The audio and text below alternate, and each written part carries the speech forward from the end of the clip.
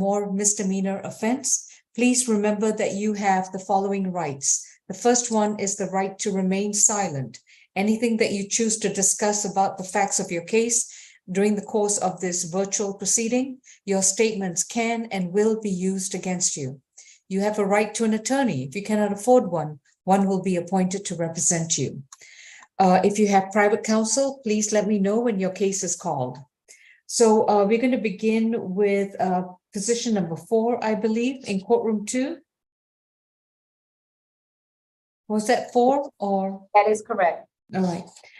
This is State versus Alteris Bourne, case number 23 CR 5363H. Ms. Bourne was arrested on the following traffic matters: fleeing or attempting to elude an officer, knowingly operating a vehicle with a suspended or canceled registration, no automobile insurance, a failure to use a child or youth restraint, and willful obstruction of a law enforcement officer. Ms. Bourne, you've been advised of your right to remain silent, and your attorney is going to be Ms. Abden. Mr. Howard, any priors? For number 4, third arrest. Last was 2002. Failed to report abuse or disabled or elderly person. All right, thank you. Who's my prosecutor? Ms. Falk, good afternoon. Yes, Your Honor, it's me all through this calendar. So we can be fortunate sometimes. Okay. Yes, Ms. Falk. This incident happened September 13th, 2022 at Ralph David Abernathy Boulevard. Officer did a vehicle license check on a Ford Focus. It showed the registration was suspended and no valid insurance. Officer conducted a stop, spoke with the defendant, who was the driver. She acknowledged she didn't have valid insurance coverage, asked the officer to drive home. The officer said no, asked for the keys. She ignored him, began driving onto Pulliam Street and then parked. The officer stopped her again, demanded the keys. He also observed there was a 2-year-old in the back seat of the vehicle who was not in a child restraint. And when the officer walked back to finish his citations, the defendant followed, stated there was someone en route to have insurance placed on her car, and asked again to keep the car. The officer said it wasn't an option, he'd have to tow. At that point, she got back into her vehicle and fled the scene. The officer did retain her driver's license, which is how he was able to identify her. There are, as has been stated, 2 previous cycles, both in 2002, one for simple battery family violence, one for abusing disabled or elderly person. The bond is currently set on this case at $7,500. That's $1,500 per count. We are agreeable to reducing that to a $3,500 surety bond, $1,000 for the fleeing, $500 on each of the remaining 4 counts. No driving without a valid license, registration, insurance, and no alcohol, drugs, or weapons. That's all for the state. All right. Ms. Abden, are you counsel?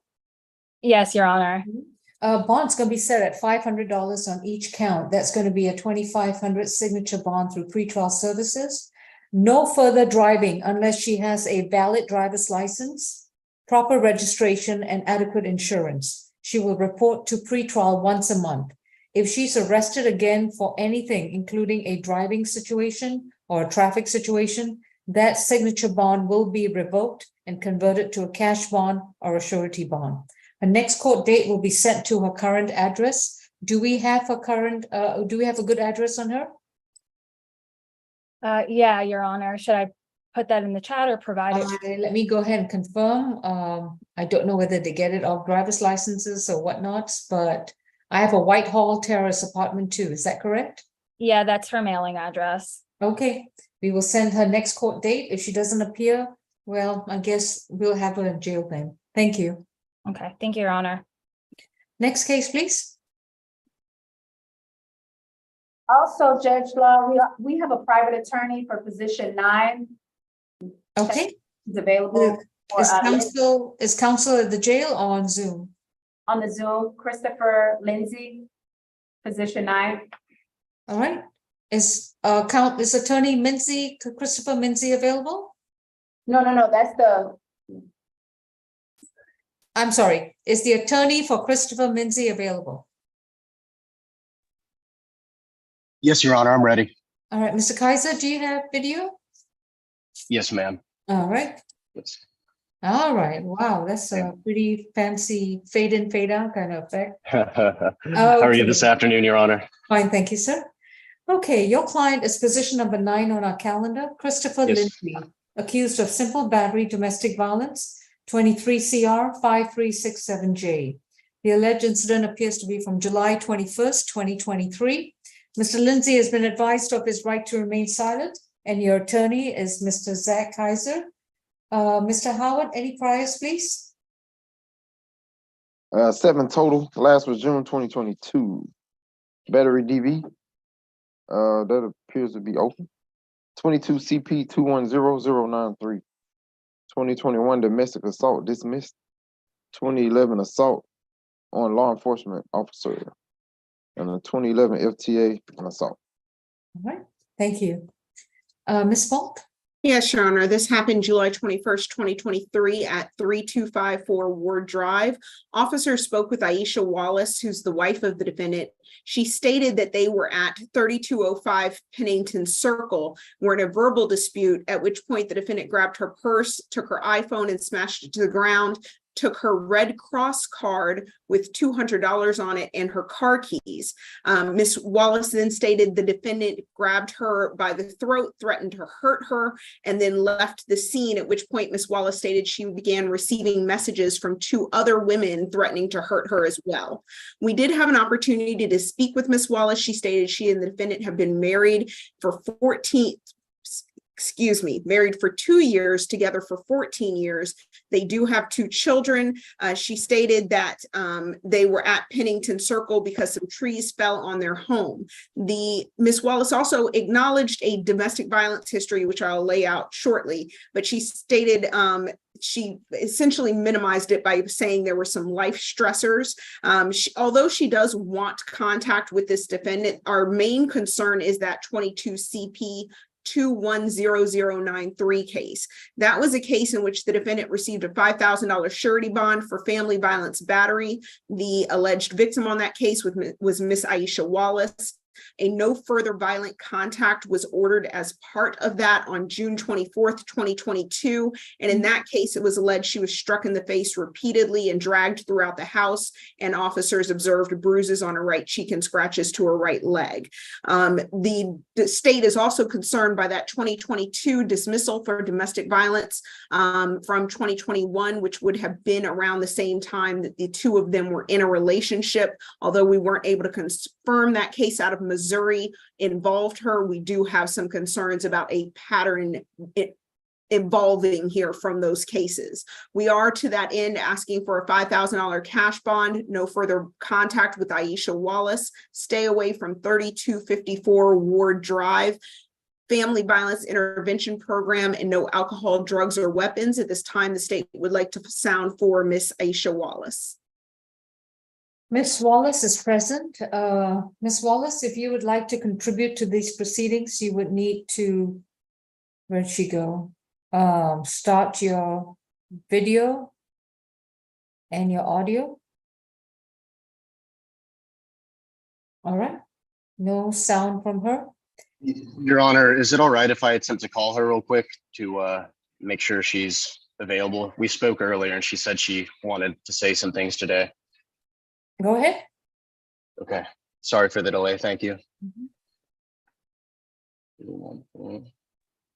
I'm here, but I don't know how to start my camera.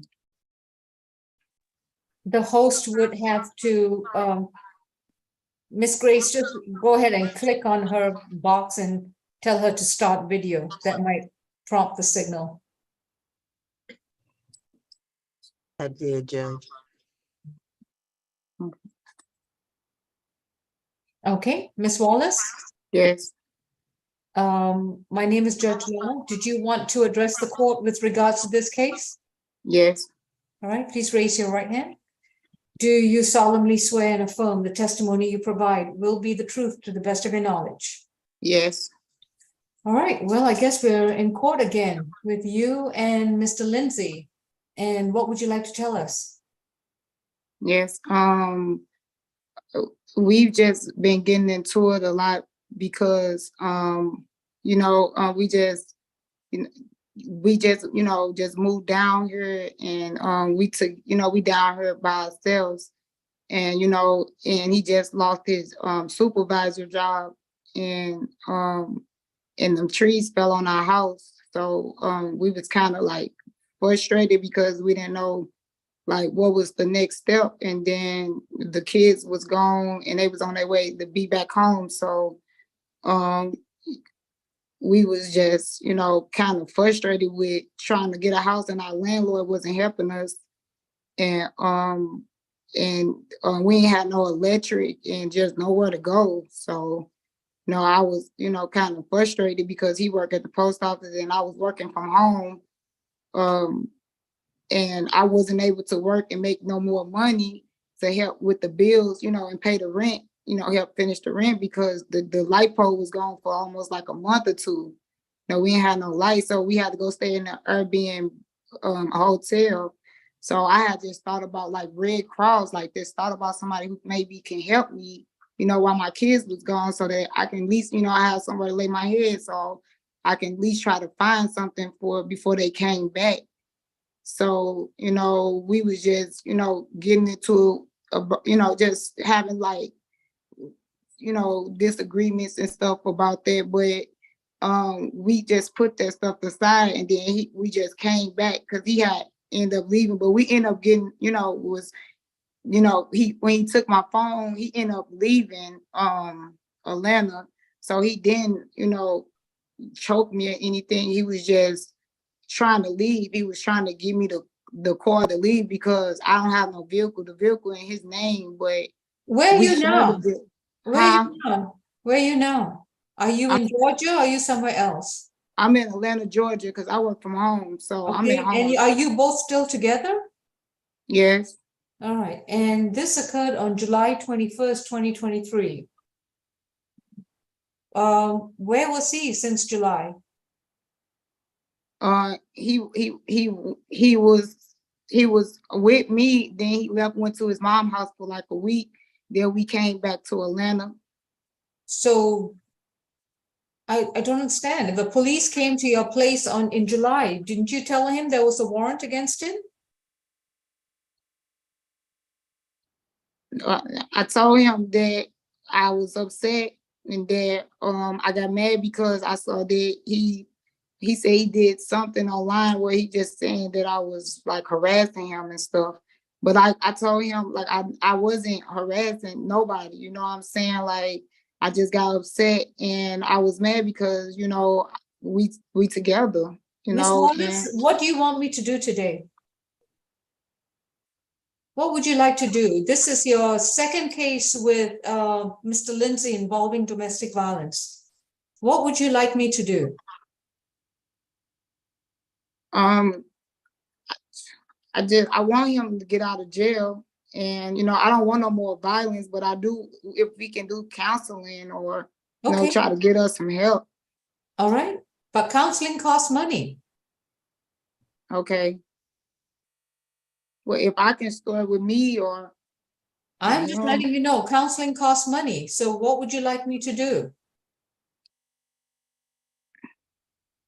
All right, I'm I gonna, just like I told him, I'm in Atlanta and he want to be here. All I say is I just don't want to argue over my car, the car, because it's in his name. If he take my car, I don't have nothing.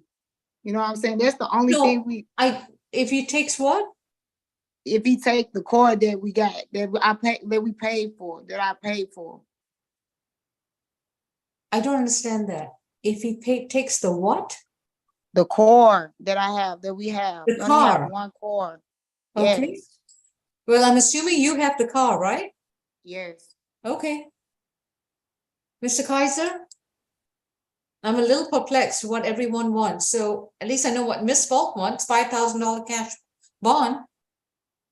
Yes, Your Honor. My understanding is that Miss Aisha wants my client Chris to come home because he's the primary provider for the children and takes care of most of the bills for the house. And despite some recent volatility due to, you know, extreme stressors that I can get into, they've had disputes.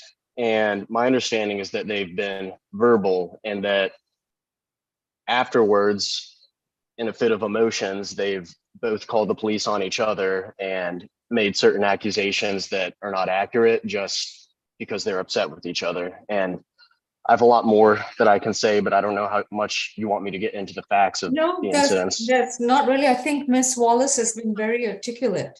What are you recommending in terms of bond? Well, given that my client is the primary provider and they have 4 children together, including 2 twins of Aisha's who he's raised since they were 1. Money is a bit tight. They've had to retain counsel. He hasn't been able to work recently due to being arrested, and he recently lost he had 2 jobs. He was working at the post office and was a manager at the Marriott, but due to certain messages sent by Miss Aisha to his supervisors, he recently lost that position. So money is tight, and my client wishes to request an OR bond if at all possible, because all of their money goes towards providing for the kids. You're saying that he lost his job because of what his wife did?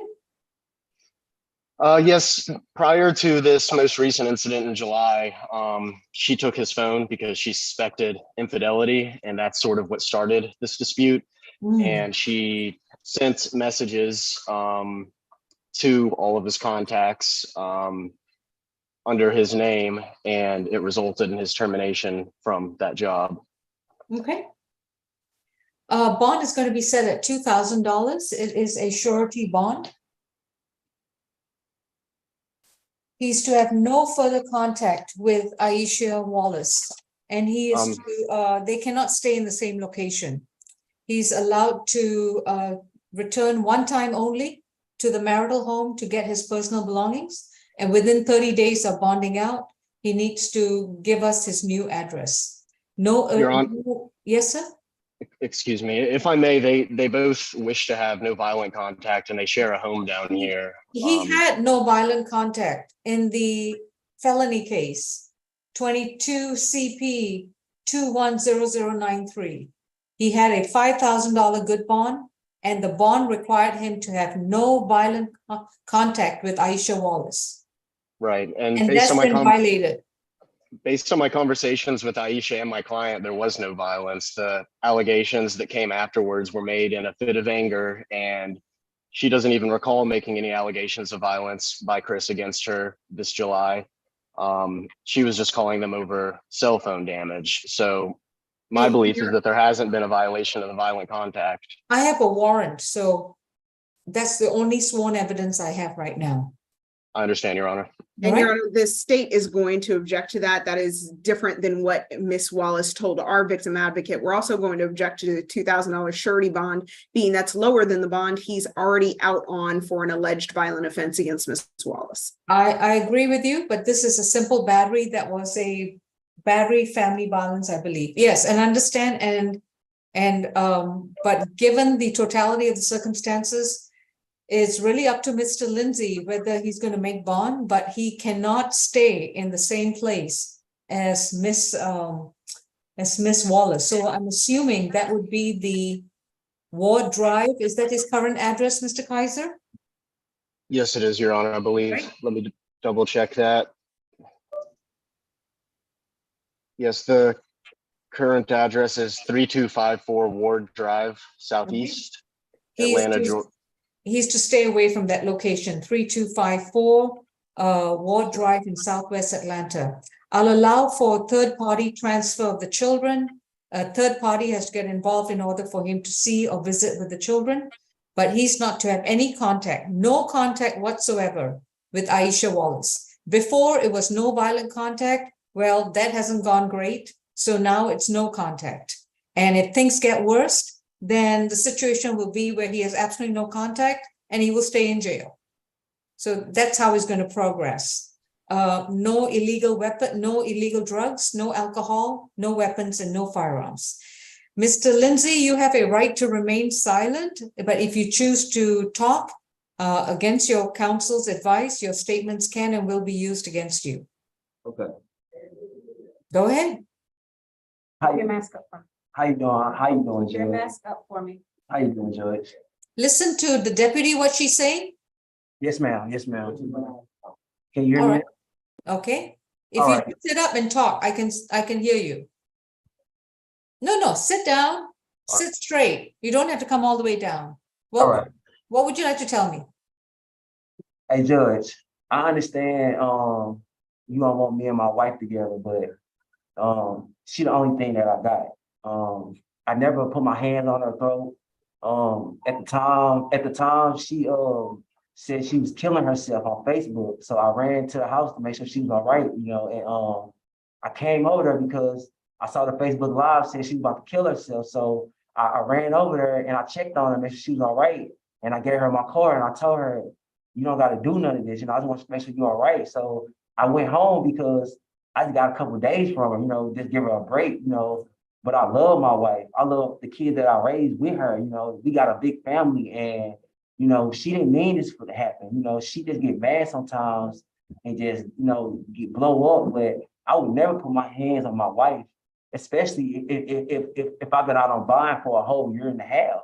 I work at the post office, you know what I'm saying? Mr. Lindsay, thank you very much.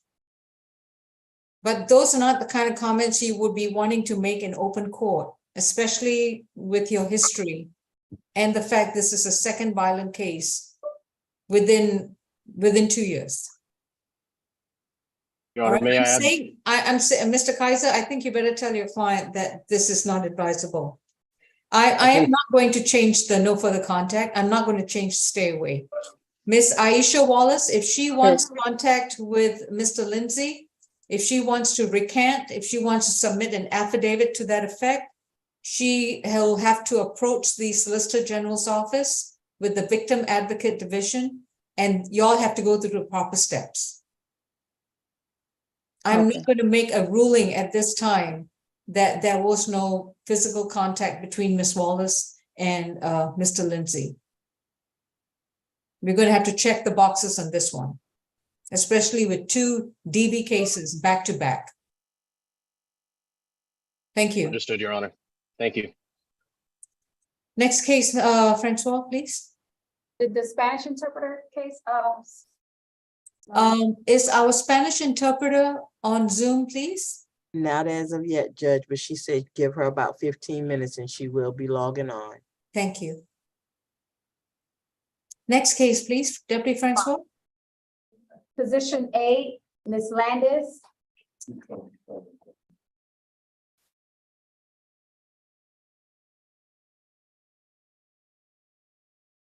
This is State versus Harriet Landis, charged with simple battery domestic violence from September 5th, 2023. Accusation number is 23 CR 5373H. Okay. Ms. Landis, you've been advised of your right to remain silent. Your attorney is Ms. Kim. And first arrest, recommended. Ms. Falk, okay, I've read the warrant. What's your bond recommendation? It got a little convoluted with the accident and all of this, everyone getting angry with everyone. It did, but essentially, this is the daughter of the defendant. She was arguing with the USPS driver. Defendant intervened, threw water on her. At that point, an altercation occurred, which Alexander Landis, who's the son, confirmed, and they ended up throwing Miss Trinkus, who is the victim in this case, Desiree Trinkus, out of the house. We did have an opportunity to speak with Miss Trinkus. She stated that they all reside at that address at 7050 Devon Hall Way. She stated that her mom does not have a DV history. She's not afraid of her. She did confirm the events in the warrant, state she wants no contact with her mother, and she does not want to deal with her mother, so she'll be moving out of the house this afternoon, and her mother can return to the residence at that time. We are agreeable to a $1,000 signature bond through pretrial services, no alcohol, drugs, or weapons, 1-day anger awareness, no further contact with Desire Trinkus, and we would like to sound from Miss Trinkus at this time. Ms. Desire Trinkus. All right, Ms. Kim, it'll be a $1,000 signature bond through pretrial services. Ms. Landis can pay, doesn't have to pay for her bond. She will sign up for it and she will report to pretrial once a month. She can return to the Devon Hall Way in Duluth And I'm going to amend that to a no further violent contact with Desire Trinkus. As I understand it, Miss Desire Trinkus is vacating the property. That lady with the blonde hair, is that Desire Trinkus? I don't know. I'm really second guessing. What's your name, ma'am? All right, don't know. Judge, I'm the husband. Of whom? Oh, yes, Mr. Landis, yes. Yes. Is Desire Trinkus still living at the property? No, she moved out this morning. Okay, I got her a U-Haul. She's out of the house. okay, then you can come by and pick up Mrs. Landis. I'm here in the parking lot. Yeah. Excellent. Okay, as soon as she's discharged, then you can pick her up. I have no idea how long it takes. Thank It you. used to be 20 minutes, but it may have changed since then. Yeah, it'll probably be tonight. So he can Okay. leave if he wants. In your honor, I just wanted my objection noted for the record. The victim is asking for no contact, not no further violent contact. I've noted, but under the circumstances, I'm not going to put that additional burden. Miss Harriet Landis, I'm giving you an option of no violent contact with Harriet, which means you cannot have a physical or verbal altercation. Throwing something at her like water or a feather, those are all considered altercations, okay? All right, so Mr. Howard, do you think it'll be more than 20 minutes to discharge Miss Landis? Yeah, he can leave. He can just wait for her to call him. All right, 'Cause Mr. it's Landis, 24 hours anyway. So Yes, Yeah. yes, Your Honor. it'll probably be up to 12 to 24 hours before she's released, so you wait 12 for to a call from the jail. Yeah, that's what I would recommend. Okay. It will be 24 hours. It takes 12 to 24 hours. Yes, ma'am. Okay. Then All right, we can't expedite that, I guess, at all. Okay. not unless you drive into the jail with an entourage. I'll try not to do that, Your Honor. All But right, thank you. Judge, did you say 1 day of anger awareness? Yes, 1 day anger awareness would be good. Thank you. Can All right, next case, please. quick question, Your Honor? Your Honor, can I ask a question? I can't hear you, Miss Landis. Speak up. I have a question. What is it? Miss Landis, please call me or I'll call you so we can discuss. Okay, thank you. All right, next case, please. Position 11, Ms. Puntaseca.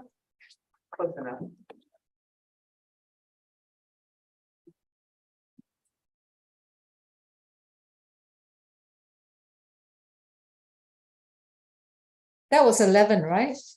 Yes. Okay.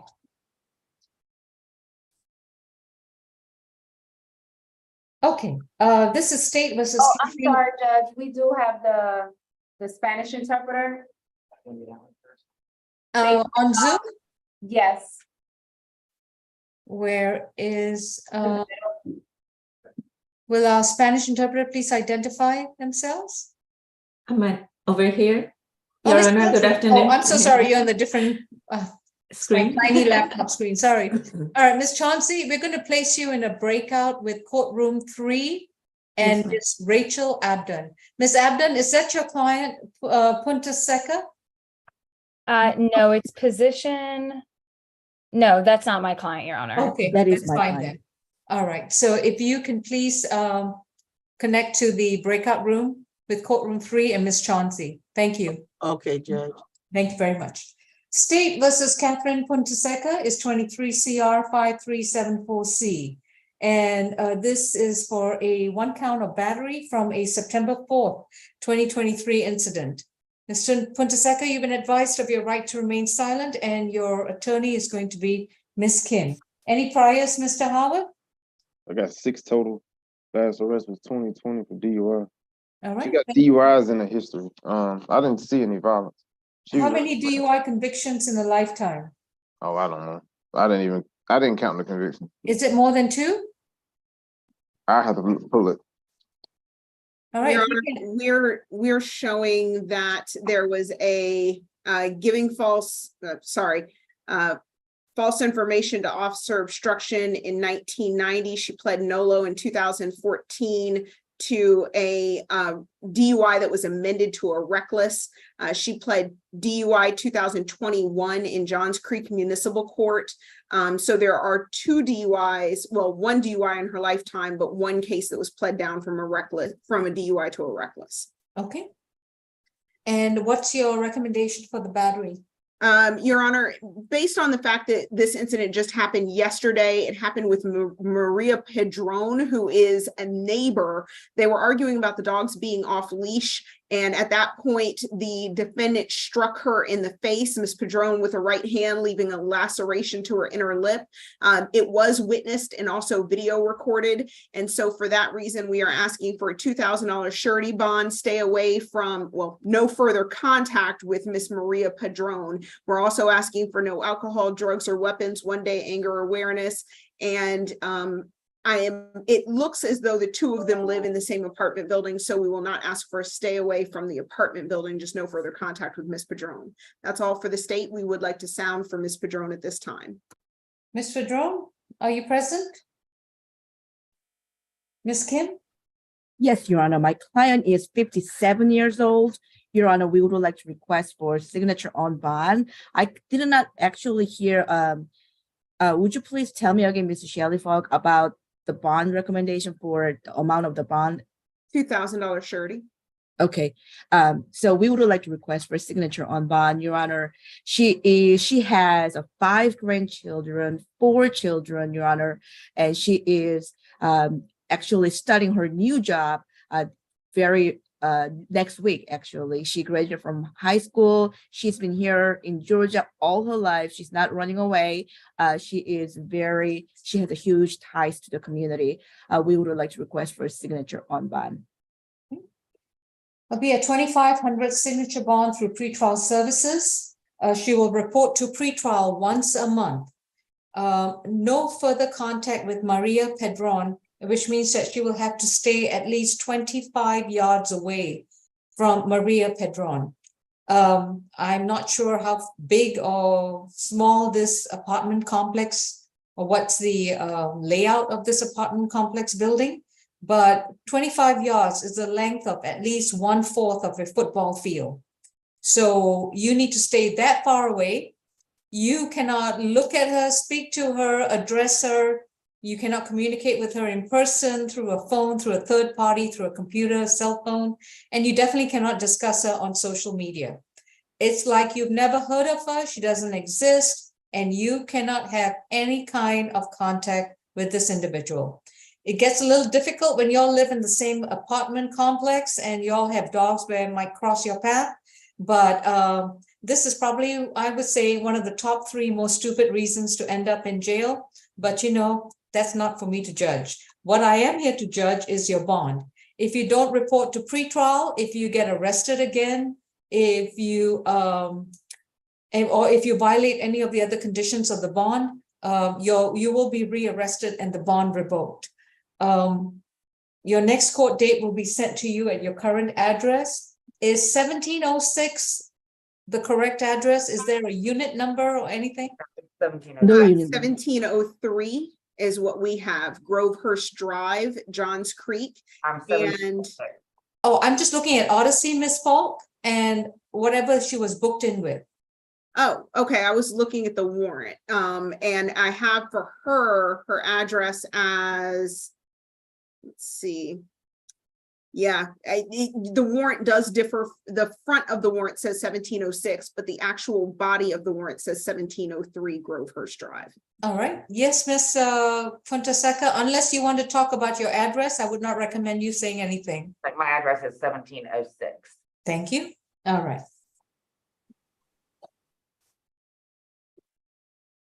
Next case, please.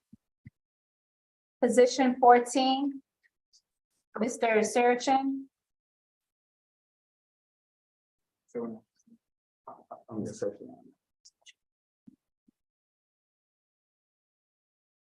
Mr. Brandray Serchin, case number 23 CR 5370C, is accused of criminal trespass causing damage to property from January 11th, 2023. Mr. Serchin, you've been advised of your right to remain silent. Your attorney is Ms. Maureen McLeod, and your accusation number ends 23 CR 5370C. And I think that's the only case pending right now. Mr. Howard? 21 total. Last arrest was in July, Cobb County. 2 counts of obstruction. On probation in Clayton. 2 counts of ag stalking, obstruction. Criminal damage to property, 2nd degree, misdemeanor possession of marijuana. When was that? I'm sorry, when was that one? This last criminal trespass to damaged property, He got sentenced to probation in 2017. They gave him 2017. Okay, got it. Thank you. Ms. Falk? Yes, Your Honor. Additionally, the defendant is currently in custody on 23 CP 221604, which is for criminal damage to property in the 2nd degree. The warrant shows that that was alleged damage to Miss Brittany White's property on July 15th, 2022, which is the same victim in our case. If I could just inquire with pretrial if there has been a bond set on that. There was no bond at the time that we pulled it up this morning. Give me 2 minutes. All right, so he's doing that. I'll just go through the facts in the victim statement. This happened January 11th, 2023 at 1933 Flecker Ward Street. Miss Brittany White stated the defendant damaged the security camera doorbell at her home. He pulled the Ring doorbell camera from its affixed position, which damaged the hardware and the function of the device. He also pulled down and disconnected her 2 stationary wired cameras, 2 of which were damaged. Before they were damaged, the footage that she showed the officers showed the defendant grabbing for the cameras. We did speak to Miss Brittany White. She stated that they have known each other since she was 15 years old. We're together off and on for 3 years. They do not reside together. There is a domestic violence history and she is afraid of him. She says she currently has a TPO against him, and they also have cases out of Clayton County. She further says that the defendant has been told to stay away numerous times, but he does not listen. And she confirmed the events in the warrant and stated that her children were in the room sleeping and could have been harmed by his actions. She does want no further contact with her or her children and to stay away from the home at Flecker Ward Street. When we were looking at the defendant's history, we saw an aggravated stalking conviction in 2012 involving a different victim, a 2017 violation of family violence order conviction in DeKalb County, a 2017 conviction for aggravated stalking and criminal damage to property in 2nd degree in DeKalb County, a 2017 probation violation arrest, a 2023 obstruction arrest, which was in July of this year in DeKalb County. He currently, pretrial confirmed, has no bond on that criminal damage that he got from July of 2022 that he's currently in jail for, which involves Miss Brittany White. And now we have this case. So this is stacking up to be a very troubling history involving violence against women and stalking women. We are asking for a $5,000 surety bond, stay away from 1933 Flecker Ward Street, no alcohol, drugs, or weapons, no further contact with Brittany White or her children. And we would like to sound for Miss White in case she would like to speak. Miss Brittany White, if you'd like to address the court, please unmute and start your video. If the host could please remove Lynn's iPad from the Zoom until that person is parked, that would be helpful. Judge, I'm not in a position to really speak. I'm in my vehicle driving.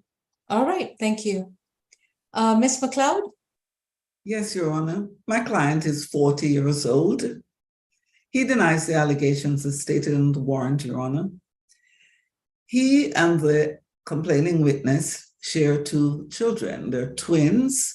They are 3 years old. He tells me that he is the legal father of these children, Your Honor. So based on the fact that he is the legal father, we would like some kind of provision put into any bond condition that he can have third-party transfer of the children at a minimum. I understand that my client does have some history, but it sounded to me, based on what pretrial said, that this was more a history of arrests than a history of conviction. And of course, he is presumed to be innocent here. $5,000 is a very high bond, Your Honor, so I would ask the court to consider giving him a lesser bond than this, because I know that the court is will not be inclined to give him a signature bond, given that this is the second allegation against him with respect to this particular victim. Nothing further, Your Honor. Well, my other concern is the TPO. Is it still in place? And what are the provisions with regards to transfer of children? So do you have a case number or a copy of the TPO? Your Honor, the TPO, I did reach out to our victim advocate to determine what date the TPO was taken out from, because that would serve as potentially the basis for an upgrade to aggravated stalking on this case. If Ms. White could pull over briefly to just a secure location, if she can weigh in on what that TPO states, because I don't want to contradict the TPO if it does have a stay away from provision from her and her children. All right, Ms. White, are you? Hi, yes, I'm here. So the Are you TPO, parked? Are you parked? I can pull up. I'm pulling over now. Thank you. But I don't pull have over. an address for. Pull over. One moment. Okay, I'm pulled over now. All right. What I start was your going to say video. is Start your video.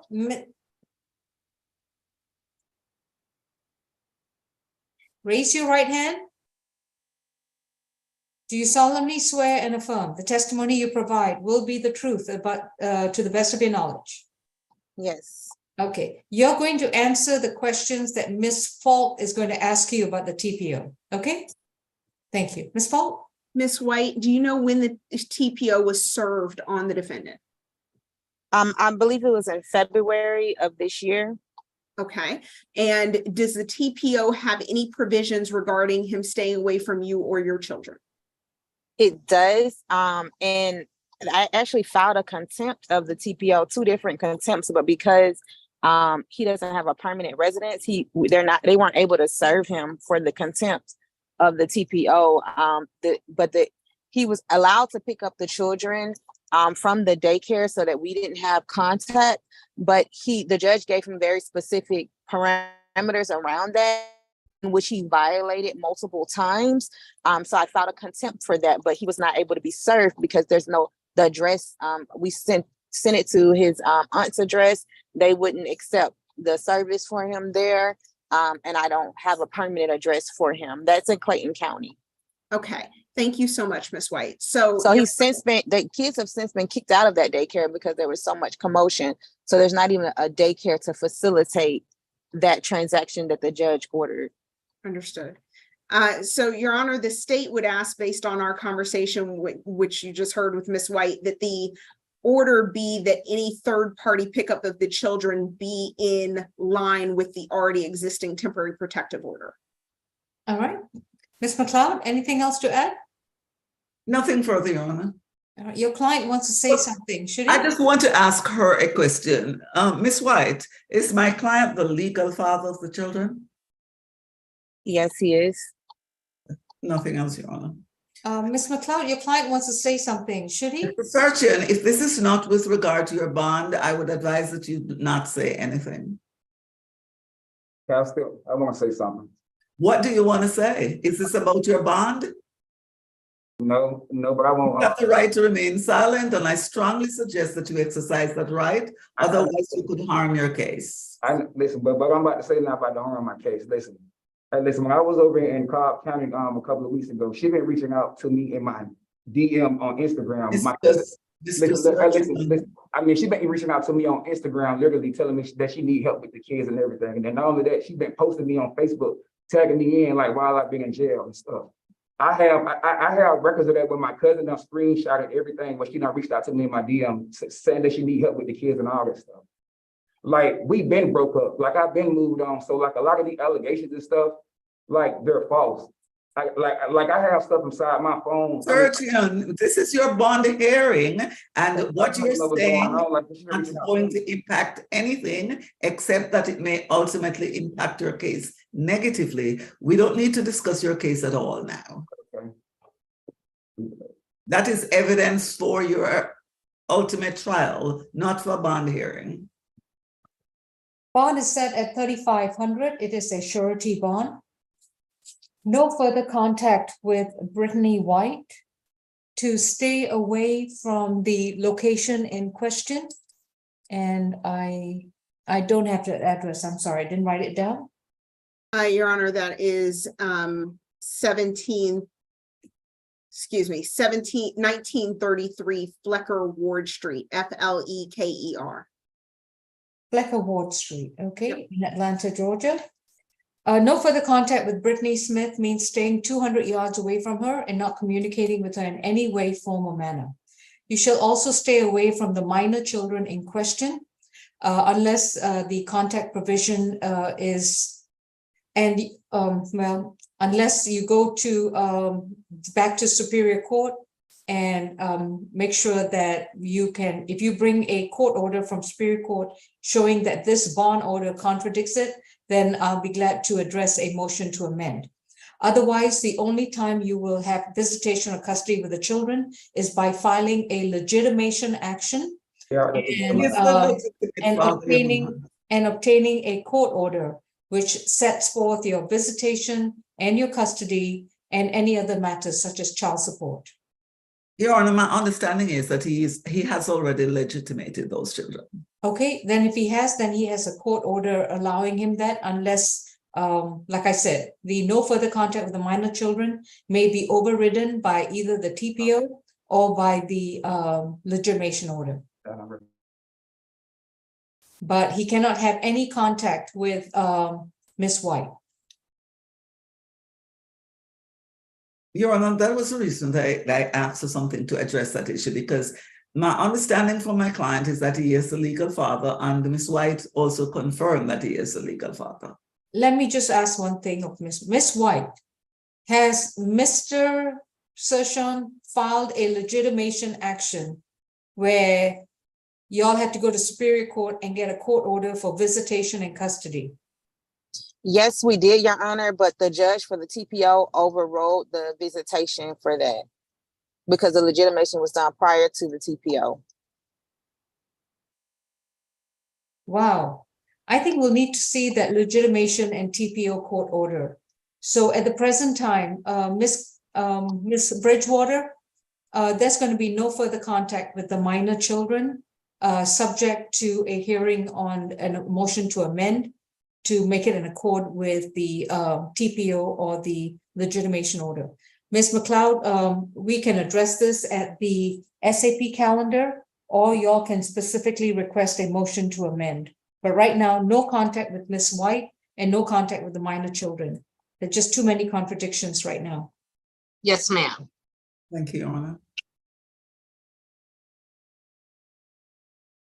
And Your Honor, that concludes my business before the court today. May I be excused? Yes, Ms. McLeod. You have a great week. Thank you. Thank you. Is Ms. Abdon back from courtroom 3? No? Okay. Yes, sir. Who do we have in the seat, please? Position 16, Mr. Woods. This is State versus George Woods, 23 CR 5372A. Mr. Woods is accused of simple battery domestic violence from March 15th of this year. Mr. Woods, you have a right to remain silent, and your attorney is Ms. Kim. Any priors, Mr. Howard? 33 total. Last arrest was 2022, probation. On probation for theft by taking out of Muskogee. 2022, failure to appear. 2019, escape conviction. 2017, shoplifting conviction. That's all I got. Ms. Volk? Yes, Your Honor. This happened March 15th, 2023 at 3443 Kingsborough Road Northeast. Officer spoke to Sheila Bridges Woods, who stated she and her husband were in an argument. She got up to leave and the defendant approached her, asked where her pocketbook was. He saw it on the ground and reached for it. She would not let him take it. At that point, he grabbed her and struck her in the head repeatedly with an open hand. He then, according to Ms. Bridges, to take her phone from her, but she would not let him have it and called 911. We would like to point out that the defendant is, according to the GCIC, it's showing wanted out of Columbus and Chamblee on probation violation, outstanding warrants. We would also like to point out that the defendant is currently in custody as well on a no bond status on 23 CP 221608. Thank you. Ms. Kim? Yes, Your Honor.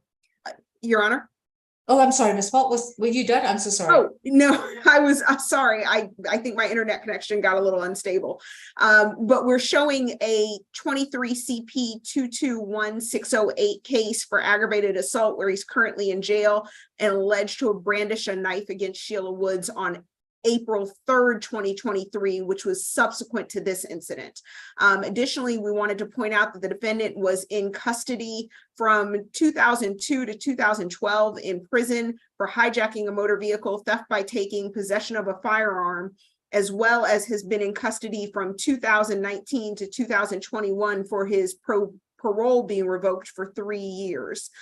So we do have some concerns about a history of violence here. We are asking for $7,500 surety bond, stay away from 3443 Kingsborough Road Northeast. No further contact with Sheila Bridges Woods, no alcohol, drugs, or weapons. We're also asking for the Family Violence Intervention Program. And pretrial's confirmed that he is still on no bond status on that aggravated assault. That's all. Ms. Kim? Yes, Your Honor. We would like to request for a signature on bond for this particular one, since he's not going anywhere, since he has a no bond for the other felony case. He is right now publisher and writer. He recently wrote a book and published about 7 months ago. However, it's not making a lot of sales yet. So he's qualified for public defender services. And he and his wives, even after all this happened, they are still in their marriage and they are together happily. And they also served Army. My client served from 1980 to 1984. And his wife served from 1983. They also have adult children. They don't have a minor children, Your Honor. Right now, they are residing at hotel. They don't live together. Wife is actually away for another project, I guess, and they don't live at 3443 Kingsborough anymore.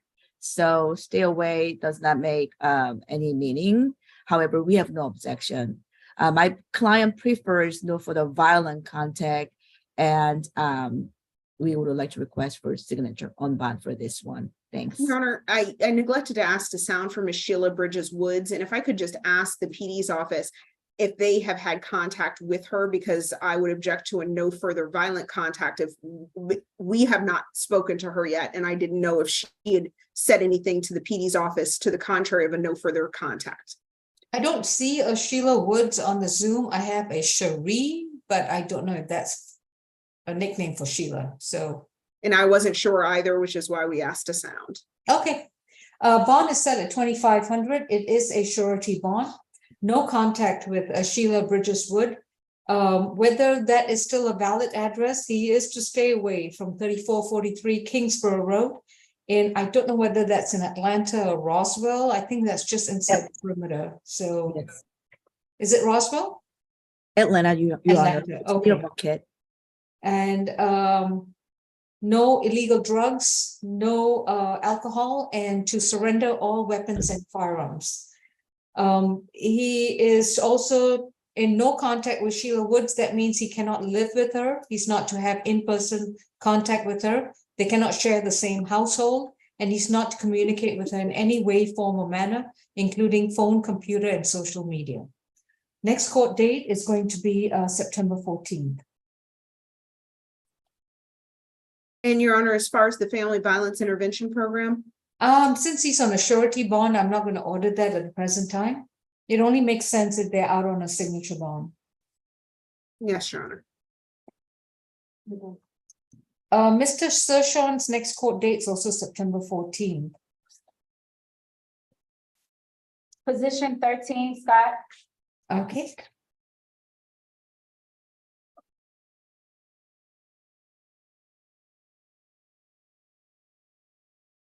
This is Jerry Scott, accused of simple battery domestic violence from September 4th, 2023.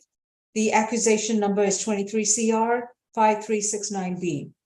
Mr. Scott, you've been advised of your right to remain silent. Your attorney is Ms. Kim. Mr. Howard? 11 total. Last arrest was 2021. Domestic violence and child abuse, 2 counts. That was out of Missouri. That appears to be open. 2017 serious injury by vehicle conviction, endangering a child by DUI conviction. That's it. Ms. Falk? Yes, Your Honor, this happened September 4th, 2023 at 311 Scott Street Southwest, apartment 66. Officers encountered the defendant who had an open alcoholic beverage spilling to the floor. They then made contact with Miss Tiffany Williams, who's the victim and the defendant's wife. She was sitting on the couch and the officers observed she had alcohol dripping from her, or what smelled like alcohol.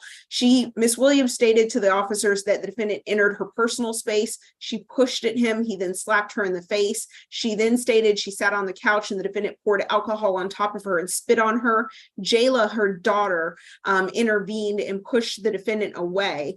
And Miss Jayla also confirmed the events that were in the warrant. The officer did see slight redness to Miss Williams' eyes and noted that the defendant was highly intoxicated. We are concerned about that domestic violence, child abuse open case in 2021 out of Missouri, as well as the fact that we are concerned regarding the defendant's ties to the community since that incident happened less than 2 years ago, as well as that 2017 DUI serious injury by vehicle, all point to some issues regarding substance abuse, especially considering the events the officers observed at the scene. We are asking for a $2,500 surety bond to stay away from 311 Scott Street Southwest, apartment 66. No further contact with Tiffany Williams, no alcohol, drugs, or weapons. We would like to sound for Miss Williams. Tiffany Williams. Ms. Kim? Yes, Your Honor, my client is 64 years old and he does have a strong ties to the community. He was born here in Georgia. He has 2 children who are minors, who are going to school right now. They live together. Of course, his wife is here as well. His family members and relatives are all here in Georgia. Your Honor, last 8 years after he had a major surgery on his back and neck, he has been basically living off disability checks. So he is qualified for public defender services. We would like to request for a signature on bond. And if Your Honor is not inclined to give him a signature on bond because of the open case in Missouri, we ask for maximum $1,000 good bond. Right now, he does not have enough financial means to pay for any bond. Thank you. Thank you. Bond is set at $2,000. It's a surety bond. No contact with Tiffany Williams. That's Tiffany with 2 E's. Stay away from 311 Scott Street in Atlanta, Georgia. All right. And his next court date, September 14th. No illegal drugs, no weapons, no firearms, and no alcohol. Excuse me, Your Honor, the reset date is September 19th. Oh, September 19th? I don't know why I thought it was 14th because I can't write properly. That's why. And I do beg your pardon. All the other cases are all September 19th. Thank you. Okay. And Your Honor, as for that stay away order, do you want him to stay away from the entire address or do you want him to stay away from the apartment number? I didn't know if Miss Bridgewater needed it for the order. I assume it was a simple, it's a freestanding or single family home. Is it an apartment complex? It is. It's apartment 66. Okay. I need him to stay away from the entire apartment complex at 311 Scott Street in Southwest Atlanta. He may return one time only with a police officer to retrieve his personal belongings. And then after that, he needs to update the court with his new address within 30 days of being released. Next court date is September 19th. Your Honor, can he have a third-party transfer for his 2 minor children, 14 and 16? I want him to do an alcohol and drug evaluation and any treatment that's required. So let's put that as a condition before the court can mandate any third-party transfer with children.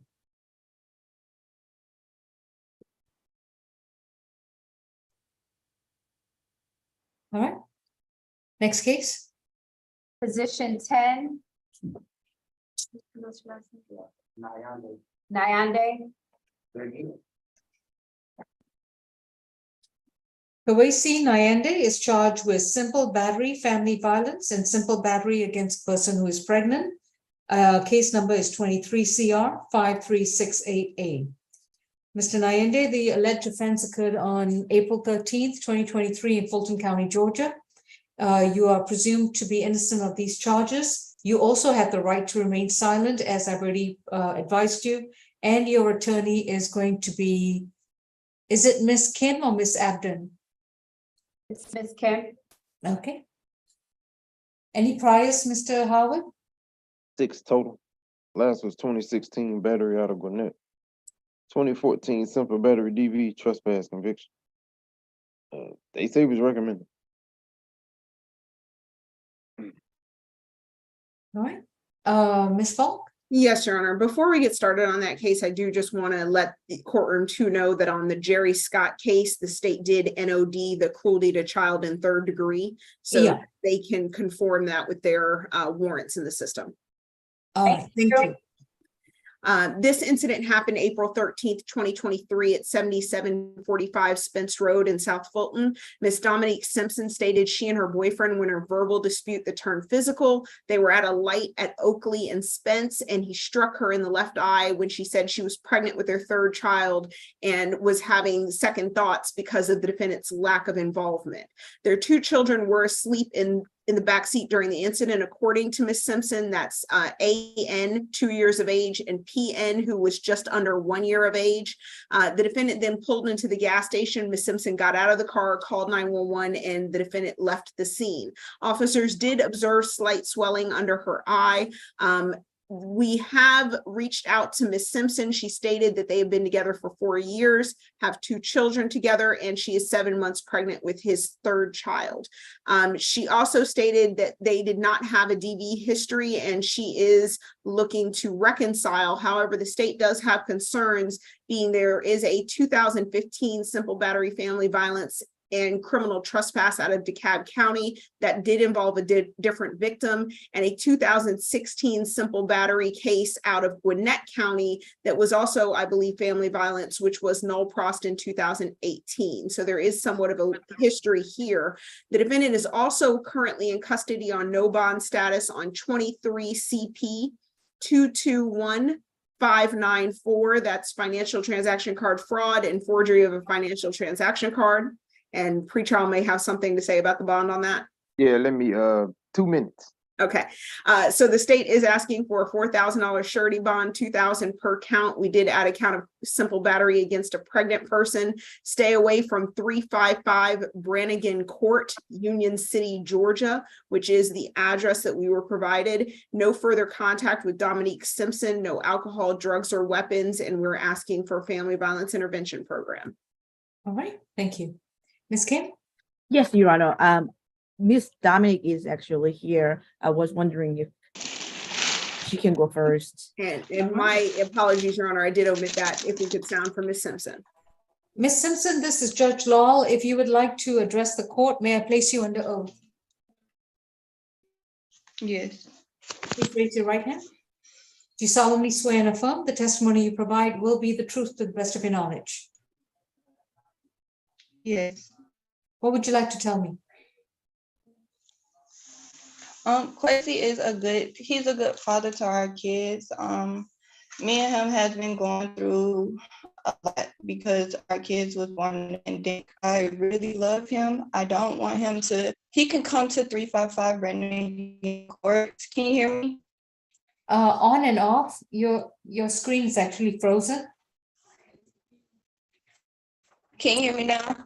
If you want to switch off your video, maybe that might help your audio. Can you hear me now? Yes. Okay, so I was saying, Quincy, he's a good father to our kids. We just been going through a lot lately in our relationship. With him having 2 kids prior to our relationship, I don't want him to not be able to come around me. I want him around me. We just got to go through counseling. That's all I'm requiring from him, is for us to go to counseling together so we can work this out. Yes, that's all. All right, thank you. Good.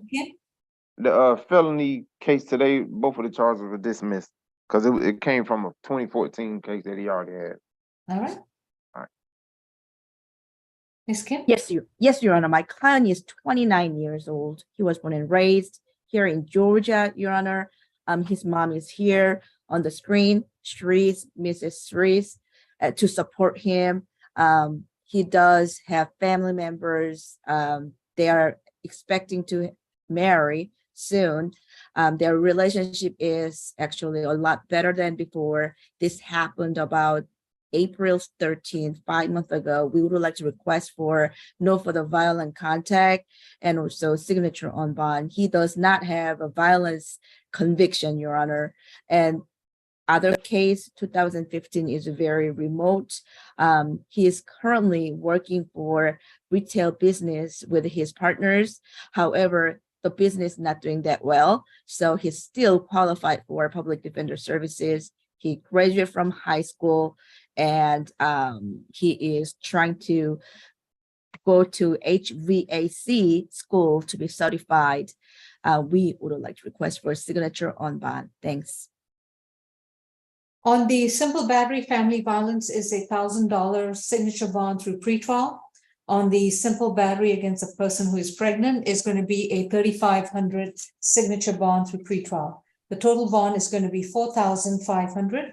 That's a signature bond through pretrial services. No further violent contact with Dominic Simpson.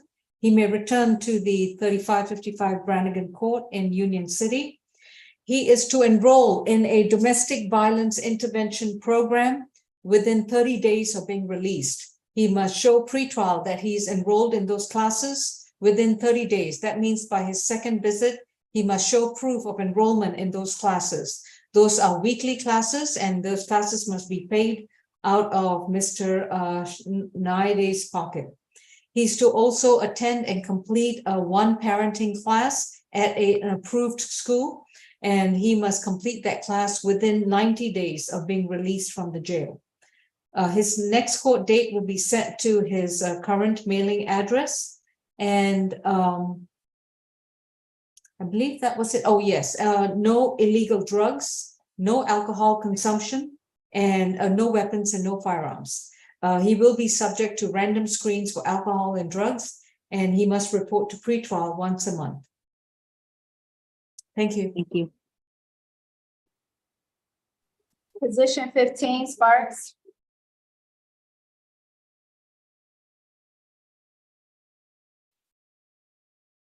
Before we take Mr. Sparks, can I address position 3, Mr. Yair Benitez Sanchez? Ms. Chauncey?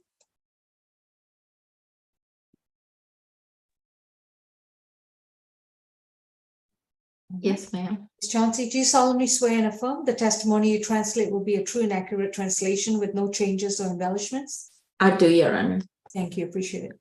You're welcome. This is State versus Yair Benitez Sanchez, charged with theft by taking. Este es el estado de Georgia en contra de Yair Benitez Sánchez por robo. The case number is 23 CR 5362J. El número de caso es 23CR 5362J. The alleged incident date is from September 4th, 2023. Y el día del incidente es el 4 de septiembre del 2023. Sanchez has a right to remain silent. Anything he discusses about the case in open court, his statements can and will be used against him. El señor Sánchez tiene el derecho a guardar silencio. Todo lo que diga acerca de su caso en un tribunal abierto puede y será usado en su contra. He has a right to an attorney, and representing him is Ms. Rachel Abden. Él tiene derecho a ser representado por un abogado y en esta ocasión lo representa la señorita Rachel Abden. Mr. Howard, any priors? ¿Hay algún antecedente, señor Howard? Just 8 arrests. I'm sorry, 8 arrests? Correct. 8 arrestos anteriores. Last arrest was in July, probation violation, trespass. El último fue en julio por incumplimiento de probatoria. You got an open case in Superior Court. En el Tribunal Superior. possession of meth, por, shoplifting, por tenencia de metanfetamina y robo también de tienda, loitering, prowling, and possession of drug-related objects. por tener un objeto que no tenía propiedad y por estar haraganeando. That's 19 SC 164866. I'm sorry, may I have that number again, sir, please? 19 SC 164866. El número es 19 SC 164866. In 2018-2015, he has a theft arrest. That's it. Y después tiene el 15, perdón, en el 2015 y en el 2018 por robo también, otros 2 casos. Ms. Falk, what's your recommendation for bond? Yes. ¿Cuál es su recomendación para la fianza? I just wanted to point out the defendant has a 2015 conviction for theft by shoplifting out of Dunwoody. Quería notar que el acusado tiene un arresto en 2015 por o también robo de tienda. And on that 2019 case, there's a judicial hold because he was transferred to Homeland Security on an alien admissibility arrest. Y también una detención de un arresto del 2019 porque el acusado estaba siendo transportado a inmigración debido a residencia ilegal. We also had an opportunity to speak with Mr. Herbert Silva, the victim. También pudimos hablar con la víctima, el señor Herbert Silva. He did confirm that he does not know this defendant. Y confirmó que él no conoce a este acusado. And that when he left the Lowe's on September 4th, his bicycle was missing. Y cuando él se fue el 4 de septiembre de la tienda de Lowe's, su bicicleta ya no estaba. Although his bicycle was recovered when the defendant admitted to the theft and took them to 201 Northwood Drive. I'm sorry, can I have the street address again? 201 Northwood Drive. A pesar de que el acusado, a pesar que él admitió haberlo sacado y se pudo recuperar cuando se lo encontró, se recuperó en el 201 de Northwood Drive. Mr. Silva's bicycle was damaged and he says it's going to cost approximately $300 to get fixed. La bicicleta del señor Silva estaba dañada y dijo que iba a costar $300 repararla. The defendant wants, Mr. Silva wants absolutely no contact with the defendant. Y el señor Silva no quiere ningún tipo de contacto con el acusado. And the state is asking for a $500 surety bond. Y la fiscalía está pidiendo una fianza bajo garantía de $500. Stay away from the Lowe's at 5925 Roswell Road, which was where the bike was stolen from. Y que se mantenga alejado de la compañía de Walmart en el 5925 de Roswell Road, donde se robó la bicicleta. Stay away from 201 Northwood Drive in Sandy Springs. That's where the bike was located and the defendant admitted he does not live there. También que se mantenga alejada del 201 Northwood Drive en Sandy Springs, que fue donde se localizó al acusado y él declaró que no vivía ahí. And no further contact with Herbert Silva, no alcohol, drugs, or weapons. Y no tiene que tener ningún tipo de contacto con el señor Herbert Silva y queda prohibido el uso de drogas, armas y alcohol. We would like to sound for Mr. Silva at this time. Queremos llamar al señor Silva en este momento. Señor Herbert Silva, Mr. Silva. All right, Ms. Abden? Señorita Abden. Thank you, Your Honor. Gracias. My client is 41 years old. Mi cliente tiene 41 años de edad. He's originally from Mexico. he moved to Georgia in 1998 for work. Él es originario de México y se mudó a Georgia en el 98 por trabajo. He's been living here for the past 25 years. Y ha estado viviendo aquí en los últimos 25 años. He's a father to 8 children, 4 of which are minors, which reside in his home with him. Él es padre de 8 hijos, 4 de ellos son menores que viven con él en su casa. He is the primary breadwinner, and I ask that Your Honor consider his financial obligation a consideration for bond. Él es el que mantiene a estos niños y quisiera que considerara eso su señoría para otorgarle una fianza. He's living with his sister who owns a housekeeping business, and he works with her. Él vive con la hermana, quien es dueña de una compañía de limpiadora de casas, y vive con ella. He also works in landscaping and construction, and she relies on him for rent and for employment. Entonces él trabaja en el paisajismo y construcción y la hermana depende de ese dinero de la renta y también en el trabajo que él provee. He tells me that this was a misunderstanding, and as Your Honor has heard, the bike was returned to Mr. Silva. Él me explicó que esto fue un malentendido y como usted escuchó, su señoría, la bicicleta se le regresó al señor Silva. He doesn't know the complaining witness, so there is no danger of intimidation or harm, and he would agree to the no further contact. Él no conoce al testigo, o sea que no hay peligro por intimidación o daño físico alguno si él acepta la condición de no tener contacto. None of his priors are violent offenses, and he doesn't have any prior failures to appear. Él no tiene ningún antecedente por cargos de violentos y tampoco por no cumplir con comparecer ante el tribunal. And I would ask Your Honor to consider his financial and familial obligations and his indigency, and I would ask for a signature bond through the jail.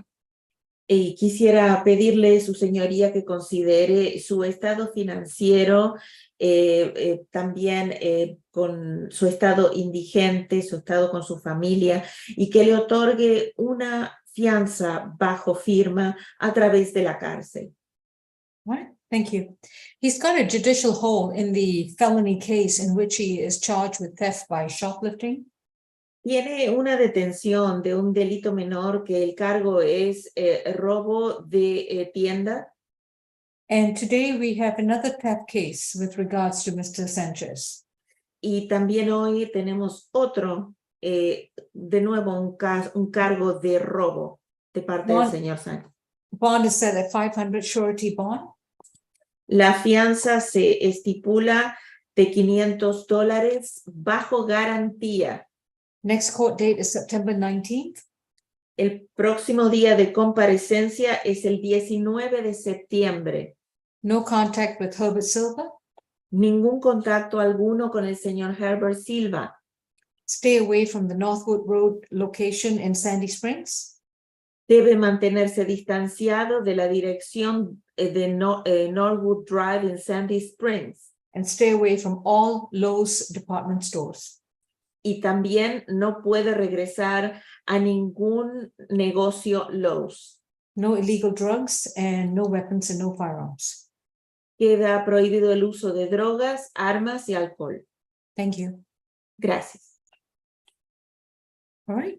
Courtroom 2, who do we have, please? Position 15, Sparks. Yes. Thank you, Ms. Chauncey. Oh, okay, you're welcome. Thank you, Your Honor. Have a good evening. You too. Thank you. Okay, position 15, I have Ronald Sparks, accused of 2 counts of reckless conduct and discharge of a firearm on a public highway or street from January 10th, 2023. Case number 23 CR 5371C. Mr. Sparks, you've been advised of your right to remain silent, and your attorney is going to be Miss Kim. Mr. Howard, any priors? Second arrest, 2006 assault 3rd degree with intent to cause physical injury. This was out of New York.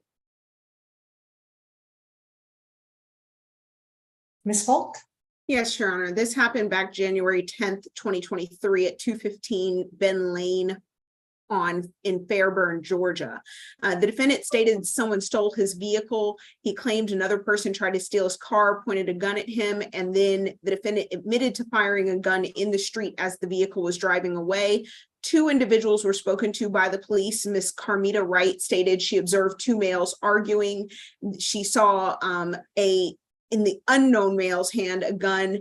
The unknown male then got into the vehicle and drove away. The defendant then came out with a gun and began shooting at the unknown male and the vehicle, at which point the unknown male returned fire. Miss Brianna Thornton was also spoken to. She stated she got a call from Miss Wright, her mother, telling her not to return to that location because of gunshots, but she was already at a stop sign near the home when she heard gunshots. And she stated she saw an unknown male get into a black SUV and drive away and then heard gunshots being fired. We do have concerns in this particular case because this was a residential area. Ben Lane, Fairburn, we pulled up a Google map. It's all residential houses, and the firing of a weapon, we understand that his vehicle was being stolen, but the unknown suspect was driving away at the time when the gunshots were fired by this defendant, and individuals could have been harmed. There was also video of the incident that the officers had to refer to. We are asking for an $11,000 surety bond, $5,000 per count of reckless, $1,000 for the discharging of a weapon, no firearms. We're asking that he surrender all firearms to the Fulton County Sheriff's Office, no alcohol, drugs, or weapons. I would also like to point out that this happened in the morning, according to our understanding from speaking with Miss Thornton, who stated she had dropped off her child that morning at school and was returning home when this incident happened, which also increases in our mind the dangerousness of this situation. That's all for the state. All right, thank you. Ms. Kim? Yes, Your Honor. Mr. Sparks is 36 years old. He was born in New York. However, he moved to Georgia 2012. He's been here for more than 11 years, and he has 6 children. He lives with all of them together, 18, 15, 13, 7, 5, and 4, and he is a sole provider for them. Right now, 18 years old, the oldest child is taking care of those 5 children. He really needs to return and take care of them as a single father, Your Honor. He has master's degree, information technology and public administration was his major.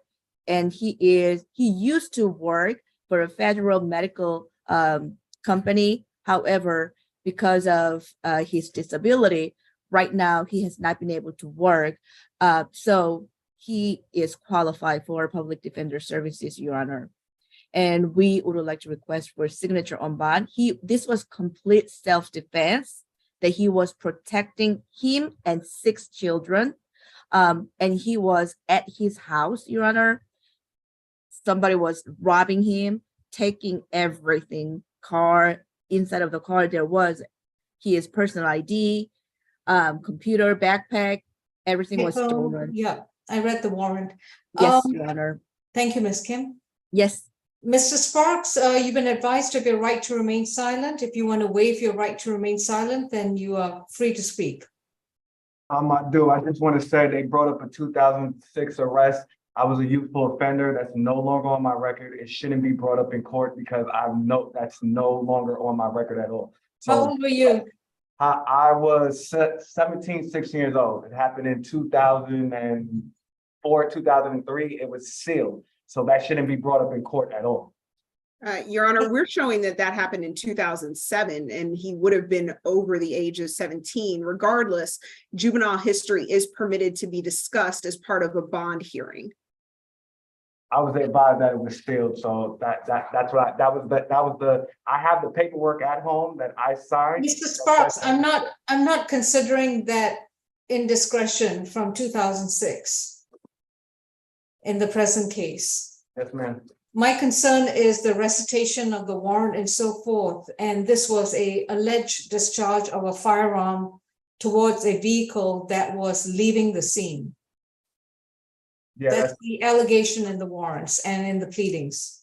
that's incorrect though. So what is it? I was I strongly recommend my client not to discuss the facts of the case, Your Honor. okay. It's up to him.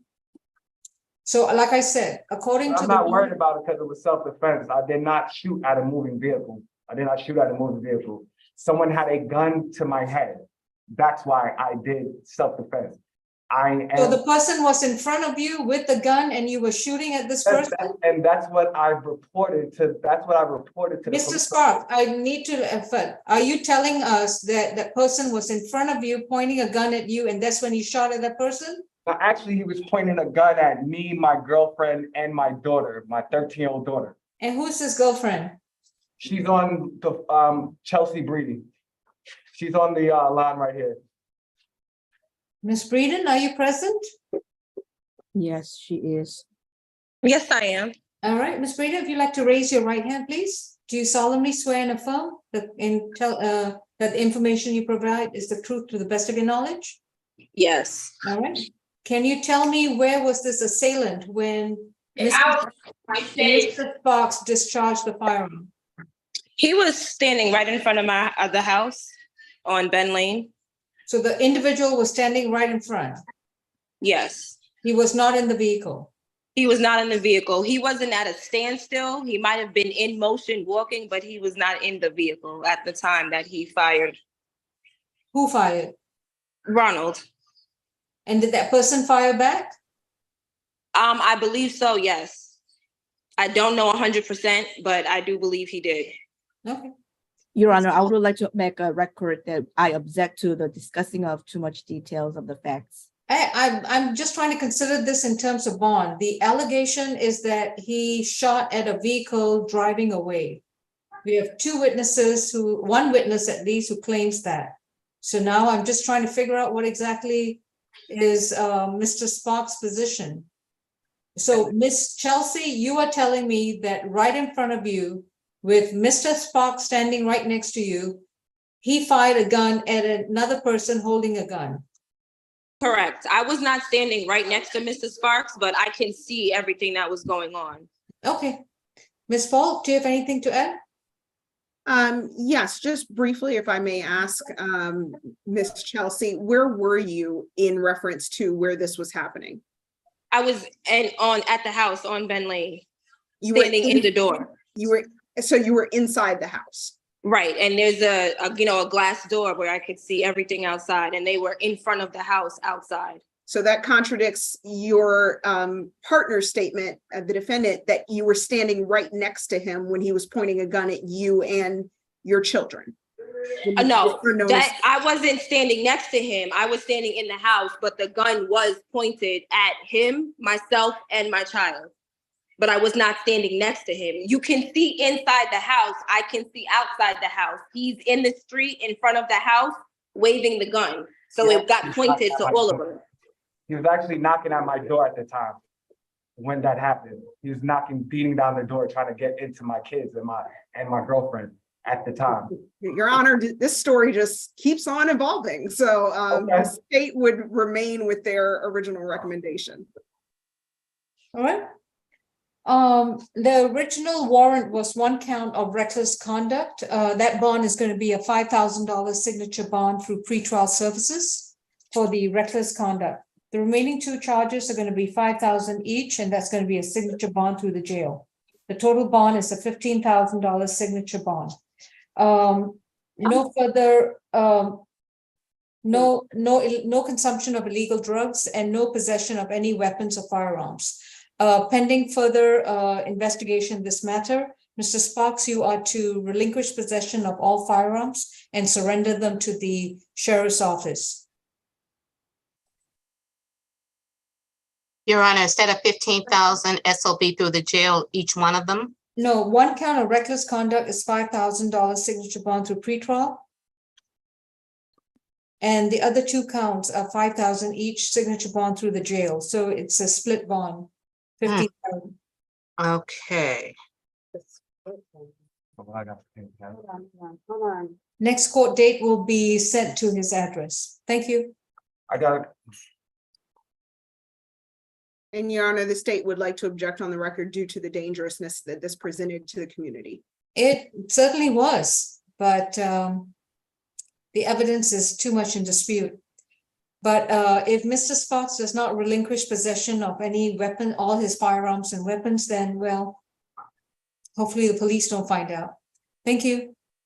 I'm sorry, Judge, you said it was a split bond. I only got the. Oh, he's got 2 counts of reckless conduct and 1 count of discharge of a firearm. The first count of reckless conduct is $5,000 signature bond through pretrial, and he'll report to pretrial once a month, and he's to surrender all firearms. The second count of reckless conduct and the discharge of firearms is $5,000 each, and that's a signature bond through pretrial. So through the jail. So that's a $5,000 bond through pretrial and $10,000 signature bond through the jail. Thank you. Mhm.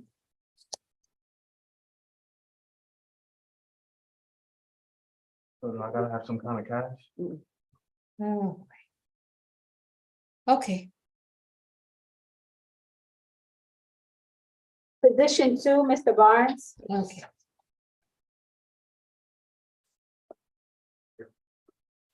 This is State versus Montreal Barnes, accused of criminal trespass causing damage to property, specifically the door of a motor bus. And this is allegedly from August 27, 2023. Mr. Barnes, you've been advised of your rights to remain silent, and your attorney is Miss Abden. He was on yesterday. I'm not sure why he's back today.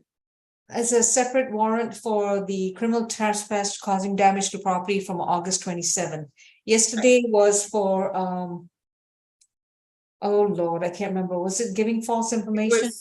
Obstruction of law enforcement officer, possession of drug-related objects, giving false name and date of birth. He also had a family violence battery, which he was given a $2,000 surety bond on, which he's still in custody on. Okay. And what about this case, Ms. Falk? Yes, Your Honor. So we didn't know why. I mean, we knew there was a BOLO out for him, which led to the obstruction, possession of drug objects, and giving false name. That was based on this case that happened August 27th at the Oakland City MARTA station, where he punched the MARTA bus door, causing the glass to break. It was on CCTV footage, and the officers used the footage to create the BOLO, which the defendant was then identified on September 4th at the MARTA station, matching that BOLO. And at that time is when he fled from the officers. They arrested him, found the pipe in his possession, and he gave a false name and date of birth. So the defendant is currently on a $1,500 surety bond on this case. It is currently set at $1,500. We ask that it remain as set. Again, he's also in custody for a family violence battery, which is a $2,000 surety bond, and he was given signature bond on the obstruction, possession of drug objects, giving false name and date of birth. That's all for the state. Thank you. Ms. Abden? Thank you, Your Honor. So yesterday for the other charges arising out of this same situation, Mr. Barnes was given a $500 signature bond. I would ask the same for this charge. He's 24 years old. He's been living in Georgia his whole life. He lives with his grandma, who he takes care of, and she is dependent on him financially as well. He's graduated from high school. He's working as a temp at Staff Zone. He does construction, where he's been working for the past 2 years. It is my understanding that he doesn't have he has a failure to appear that's from 2019, which is quite a while back. And he doesn't have any other ones. It is my opinion that there's no risk of fleeing or failing to appear due to his lack of financial resources and his obligations. I would ask Your Honor to consider setting a signature bond through the jail for this one as well. He was booked in the Fulton County Jail in April of 2016, September of 2017, April of 2018, December of 2018, and now September of 2023. I'm not certain, but Mr. Barnes has run out of his get out of jail cards. The criminal trespass causing damage to property is going to be $1,000 surety bond. No further, to stay away from all MARTA property, including trains and buses. And his next court date is going to be September 19th. Ms. Bridgewater, we are going to reset his case to September 19 along with these two other cases. And I'm about to give you the case numbers. Okay, I'm ready. One of them may already been reset, 23 CR 005-346G. 23 CR 005-345G. Okay, those were on the calendar yesterday, so they're already set on this same SA calendar. We'll just add this one to it. Thank No you. problem. Yes, ma'am. Next case, please. Position number 5, Mr. Gantt. Hello, Your Honor. Hello. Mr. Kareem Gantt is case number 23 CR 5364E.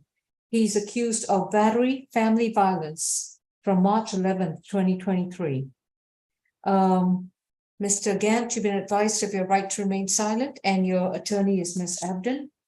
Mr. Howard? So we got 11 total. Last arrest was 2021, simple battery DV. You gave him a $5,000 pretrial bond. That case eventually went to state court, and I'll let the state talk about that. Yeah, same victim. All right, thank you. Ms. Falk? Yes, Your Honor, that case was pled down to a disorderly conduct, and Mr. Howard is right. That involved the victim, Tamia Colbert, who is here on the Zoom today, and it alleged he struck her. He was sentenced on August, I believe the end of August 2022, and given 12 months probation. And I'm not sure if he is still on probation on that case, but based on my calculations, he would have just finished probation. This incident happened March 11th, 2023 at 1027 Spark Street Southwest. Officers spoke to Ms. Colbert. She stated the defendant, who she lived with, began yelling at her when she arrived home and then began punching her in the face when she told him she was calling police. She also stated this was the second time the defendant had been physical with her to the police, and officers did observe injuries to her lower lip. Her nose was bleeding and she was having a hard time hearing in her right ear. We did have an opportunity to speak with Ms. Colbert. She actually stated that they do not have a DV history, which is contradicted by that 21 CR case, and does give us serious concerns for risk of influencing Ms. Colbert as a witness. She also stated that they had an altercation. He grabbed her. She claimed that they had an altercation. He grabbed her and pushed her into the bedroom door and headbutted her. And she stated she does want contact. However, based on that history, we are opposing contact at this time. The defendant also has 2 cycles out of Pennsylvania, 2005, 2006 for drug offenses, and completed first offender in 2013, as well as has a 2017 conviction for MDMA and giving false name, that's 17 SC 150601.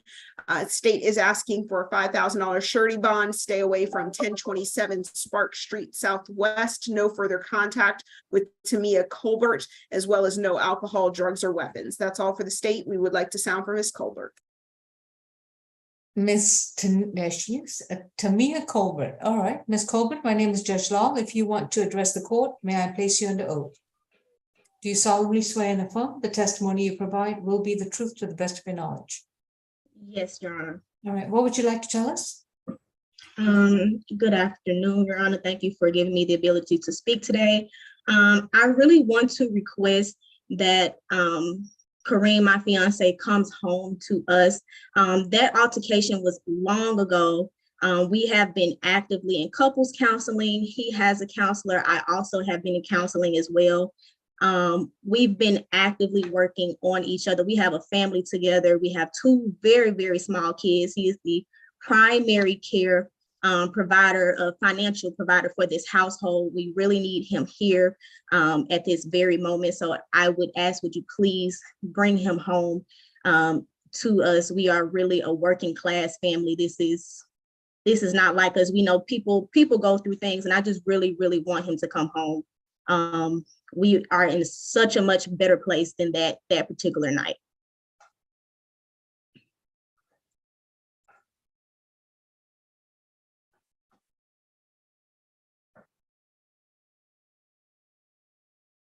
All right, Miss Abner?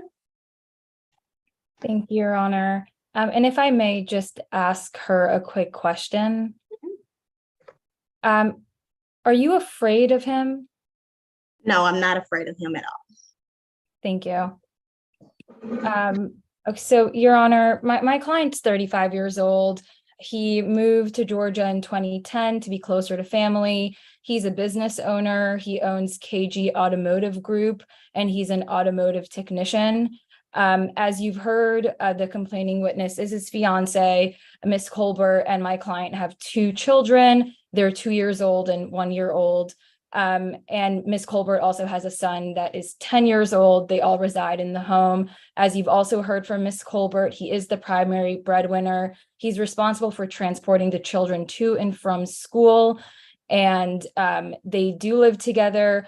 I understand that there is a prior history of violence between the parties. However, as you've heard, they're both in counseling and handling the situation, and it seems to be under control. So I would ask Your Honor to consider no further violent contact between the parties, so my client can return home to his fiance and his children. He does deny the allegations. It's my understanding that they've been living together since the incident, and there had not been any further incidences between them. And I would also like to state for the record that the state's contention that he's influencing her is purely speculative. These are mere allegations at this time. And I would ask Your Honor for a signature bond for my client. Thank you. Ms. Colbert, are you employed? I run a 1099 business, and it's not doing so well, which is why he is the primary breadwinner right now. Bond is set at 35. Your Honor, if I may, I just wanted to point out the defendant did receive as part of his sentence in 2022, 12 weeks of anger management counseling. I saw that, yeah. Thank you. Bond is set at 3,500. It is going to be a surety bond. He's to have no further contact with Miss Tamia Colbert. He's to stay 200 yards away from Miss Colbert and not communicate with her in any way, form, or manner. I will allow for third-party transfer of any child or children that she shares with him. He is to report to court on September 19th, excuse me, unless he bonds out. And if he does bond out, he needs to make sure that he gives us his new address within 30 days of being released. He's to stay away from 1027 Spark Street in Atlanta, Georgia. He may return to that location one time only with a police officer to remove his personal belongings. After retrieving that, he has to update the court with his new address. He is to attend and complete a 24-week domestic violence intervention program once he's released on bond. He will submit proof of the enrollment into a DVIP program with the Solicitor General's office within 60 days of being released. So, Ms. Falk, you can make a note on file or wherever that Mr. Gantt has to report to the Solicitor General's office and provide proof that he's enrolled in a DVIP program within 60 days of release from the jail. Yes, Your No Honor. illegal drugs, no alcohol, no weapons, and no firearms. Thank you. Good afternoon, Your Honor. If I could, I'm wondering why he would need to report to the Solicitor General's office. Unless your PD's office wants to take responsibility and submit proof, because it's not through pretrial. So I need a reporting agency to take record that he's enrolled. It's a monitoring device. Well, Judge, would the court consider pretrial so that they can? No, this is a second case involving the same victim.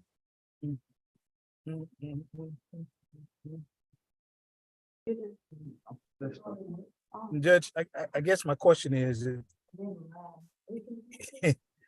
he's it's almost as though he's being sentenced today. He's been ordered to do 24 weeks of domestic violence counseling. Mr. can't Howard, I'm not have any- sentencing him. I'm authorized to allow for these kind of therapeutic programs in domestic violence cases. Yes, Judge. And I think I heard they were in some type of counseling.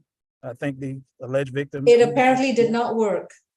I mean, since this arrest is what's my understanding, since the last arrest, there have been counseling that they've been involved in to address whatever concerns they may have had. But Judge, I guess I'm concerned that at this point, he can't see his family, can't go home. He has to do 24 weeks of domestic violence counseling, and he's presumed innocent at this stage. So I guess I'm wondering, how could it get any worse? In terms of bond, these are the qualifications to assure that the community is protected, that the alleged victim is protected, and that he doesn't reoffend. We can go round and round on this, Mr. Howard, but you're not the attorney of record, it's Miss Abden, and I'm moving on. Thank you. Thank you, Judge. Yes, Mr. Gantt, what would you like to say? How you doing? First off, and I thank you for giving me the time. Sorry, Mr. Gantt, I'm just gonna recommend that you don't speak and don't incriminate yourself. But you may if you'd like, but I would advise you to not. Okay, I just want to say that as my fiance can approve or attest to, I never actually punched nobody. I fell into her. That's why she got a busted lip. But oh, Mr. Gantt.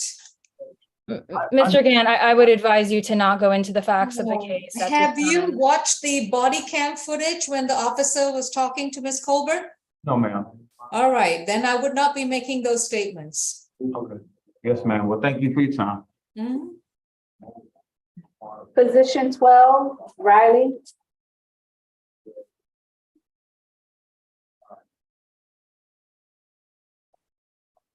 Your Honor.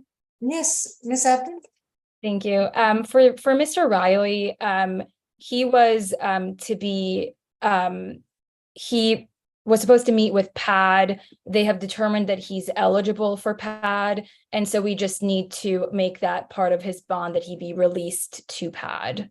All right, any objection from the state? Actually, Your Honor, the only thing I would say is currently it's set as a surety bond. We would need to switch that to a signature bond. And we're also asking that he be released to the PAD representative. I know there has been an issue before where they were just released, but PAD is specifically asking that they be released to PAD, a PAD representative at the jail. All right. Judge, I can shed a little light on that. And Ms. Falk, I sent you an email, but I sent you a chat saying I know you flying solo. You probably hadn't had a chance to read it. I have not. I saw Miss Montero at the jail today, and she did confirm Mr. Riley and two other persons that were recently on the C calendar that were consented to participation and she was asking for release for them tomorrow. And I did prepare amended orders with that particular language to be released to a PAD representative tomorrow at 9.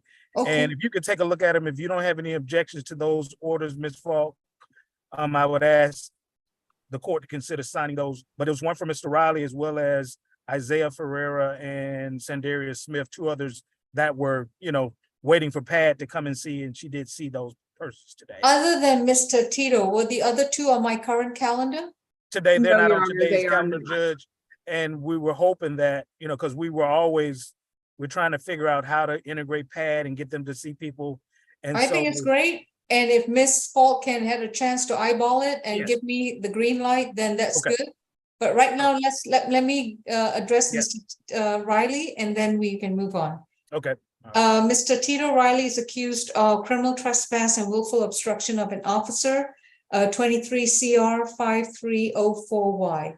Mr. Riley, at the present time, your attorney is going to be Ms. Abden, and you are charged with these two offenses stemming from an August 31st, 2023 incident. What is the conversion of the bond, Ms. Falk? Your Honor, that's going to be converted to a $500 signature bond, $250 on each charge. I'm sending the amended bond order that Mr. Howard prepared to Ms. Bridgewater right now. So the state does consent to that. And it's a signature bond through the jail with a release to whom? to, I believe it's going to be Miss Montero at the, to any pad representative on September 7th at 9 a.m. They will be there to pick him up. And that's in the bond order as well that was prepared by Mr. Howard. All right.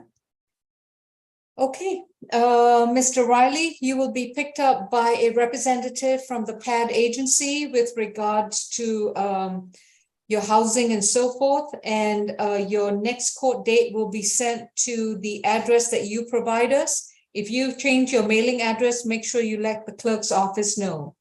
Is there a stay away provision at this time, Ms. Falk? Yes, Your Honor, from the racetrack. That is in the order as well, and it's going to track and conform with the previous bond condition that was already set. All right, and Mr. I have that order. All right. Just want to make sure that Mr. Riley understands he cannot return to the racetrack gas station where he was arrested. And Your Honor, that address is 120 Piedmont Avenue. Oh, right there. Okay. Is that the one with the Dunkin' Donuts in it? Maybe. Nobody knows. All right. Thank you, Mr. Riley. It's to the jail. Judge Law, it's to the jail, correct? Yeah. Okay. Position 1, Mr. Baker.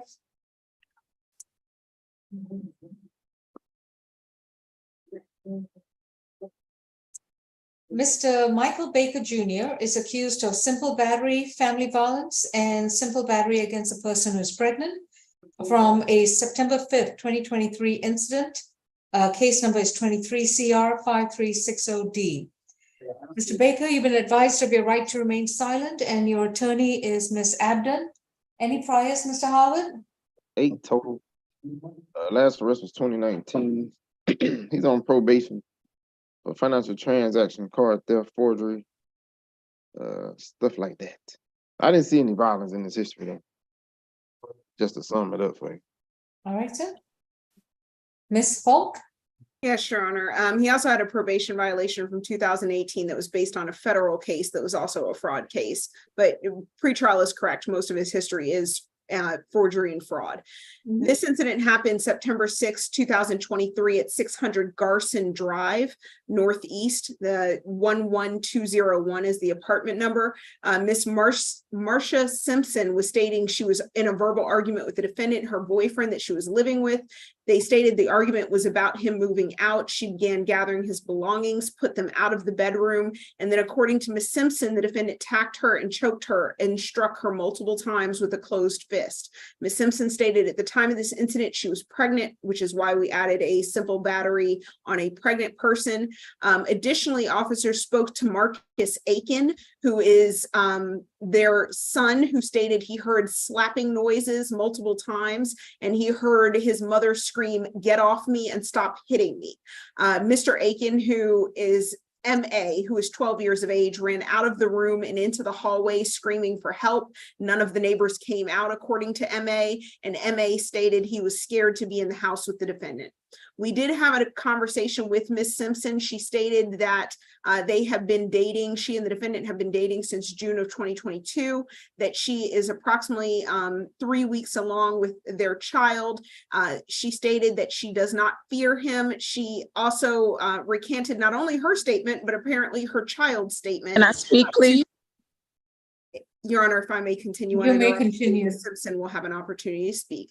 She also recanted not only her statement, but she recanted on behalf of her child, who we have not had an opportunity to speak with. We do have concerns in this case, especially regarding there was a 12-year-old who witnessed this and gave a full statement to the police about his level of fear. We are asking for a $4,000 surety bond. That's going to be $2,000 per count. No further contact with Ms. Simpson or Mr. Marcus with MA. Stay away from 600 Garson Drive Northeast, 11201 in Atlanta, Georgia. And we're asking for 1 day anger awareness as well. Ms. Simpson is here and we would like to sound for her. All right, Ms. Simpson, now you may speak. You need to unmute and start your video.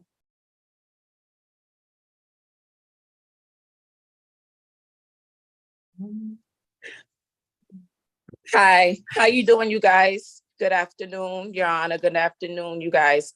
My name is Marcia Simpson. My horse sound a little voice because of the air conditioner in here, so I'm a little raspy, so just bear with me. Well, Me and that's Michael. fine. Please raise Huh? your hand. Oh. Do you solemnly swear and affirm the testimony you provide will be the truth to the best of your knowledge? Yes. Michael, my name is Judge Lal. Can you please stand up and go into the next room? I need my glasses. All right, go get your Okay. glasses, but you Go cannot get come back into this room. Okay. Oh, my son, you talking about my son? Yes?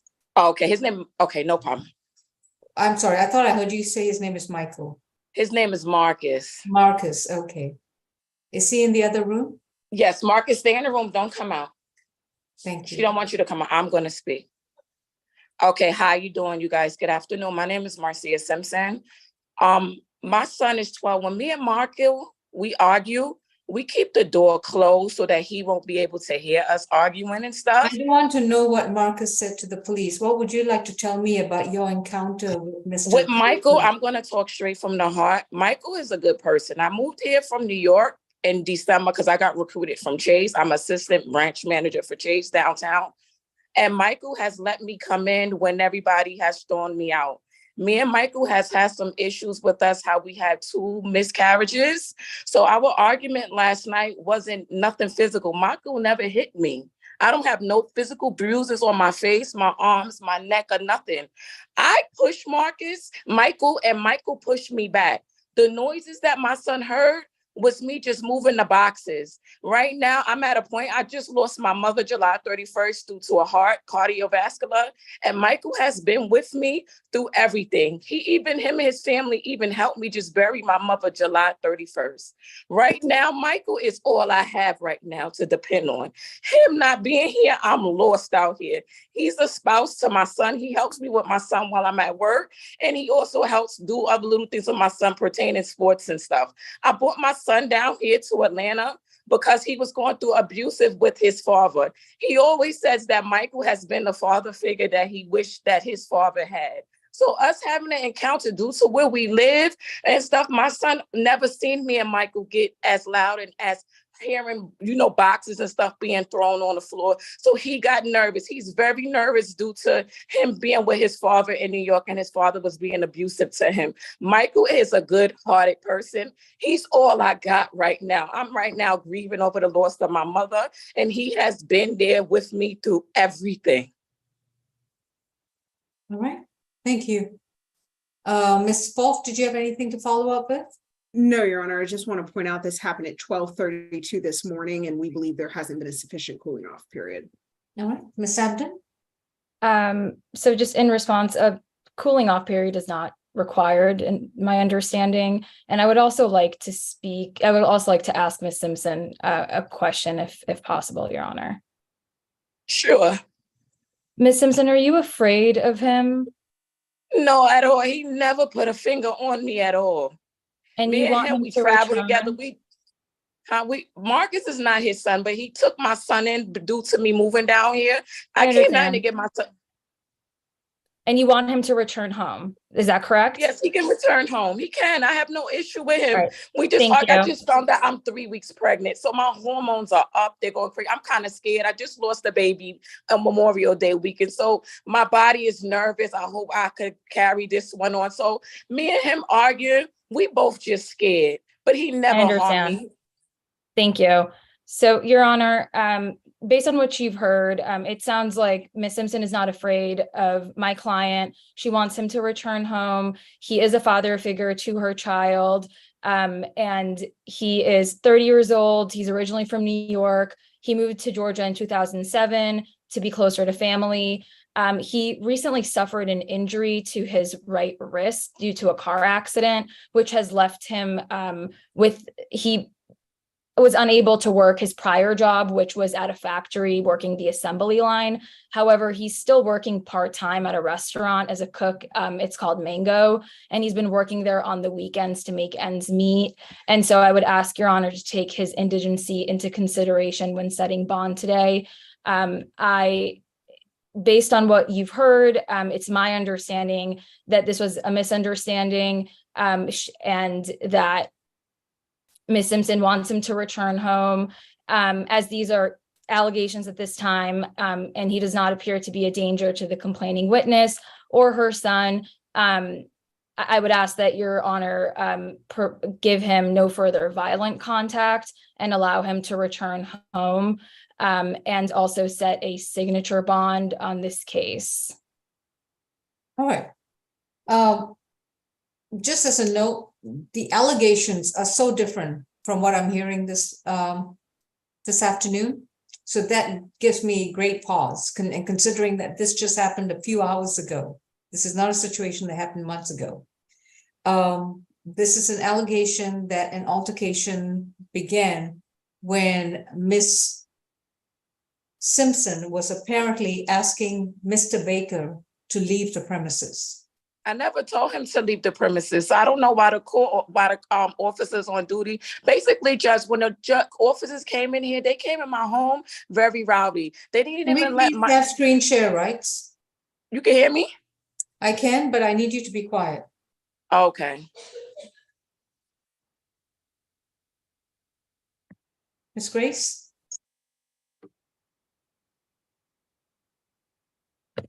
As soon as I show Miss... Yes, ma'am. You say share the screen. Yeah, please. Thank Okay. you. Now, Miss Simpson, I understand your predicament, and I understand that you would need your partner with you. But what we have is of great concern. We have a young child who called the police. We have a young child who was very alarmed.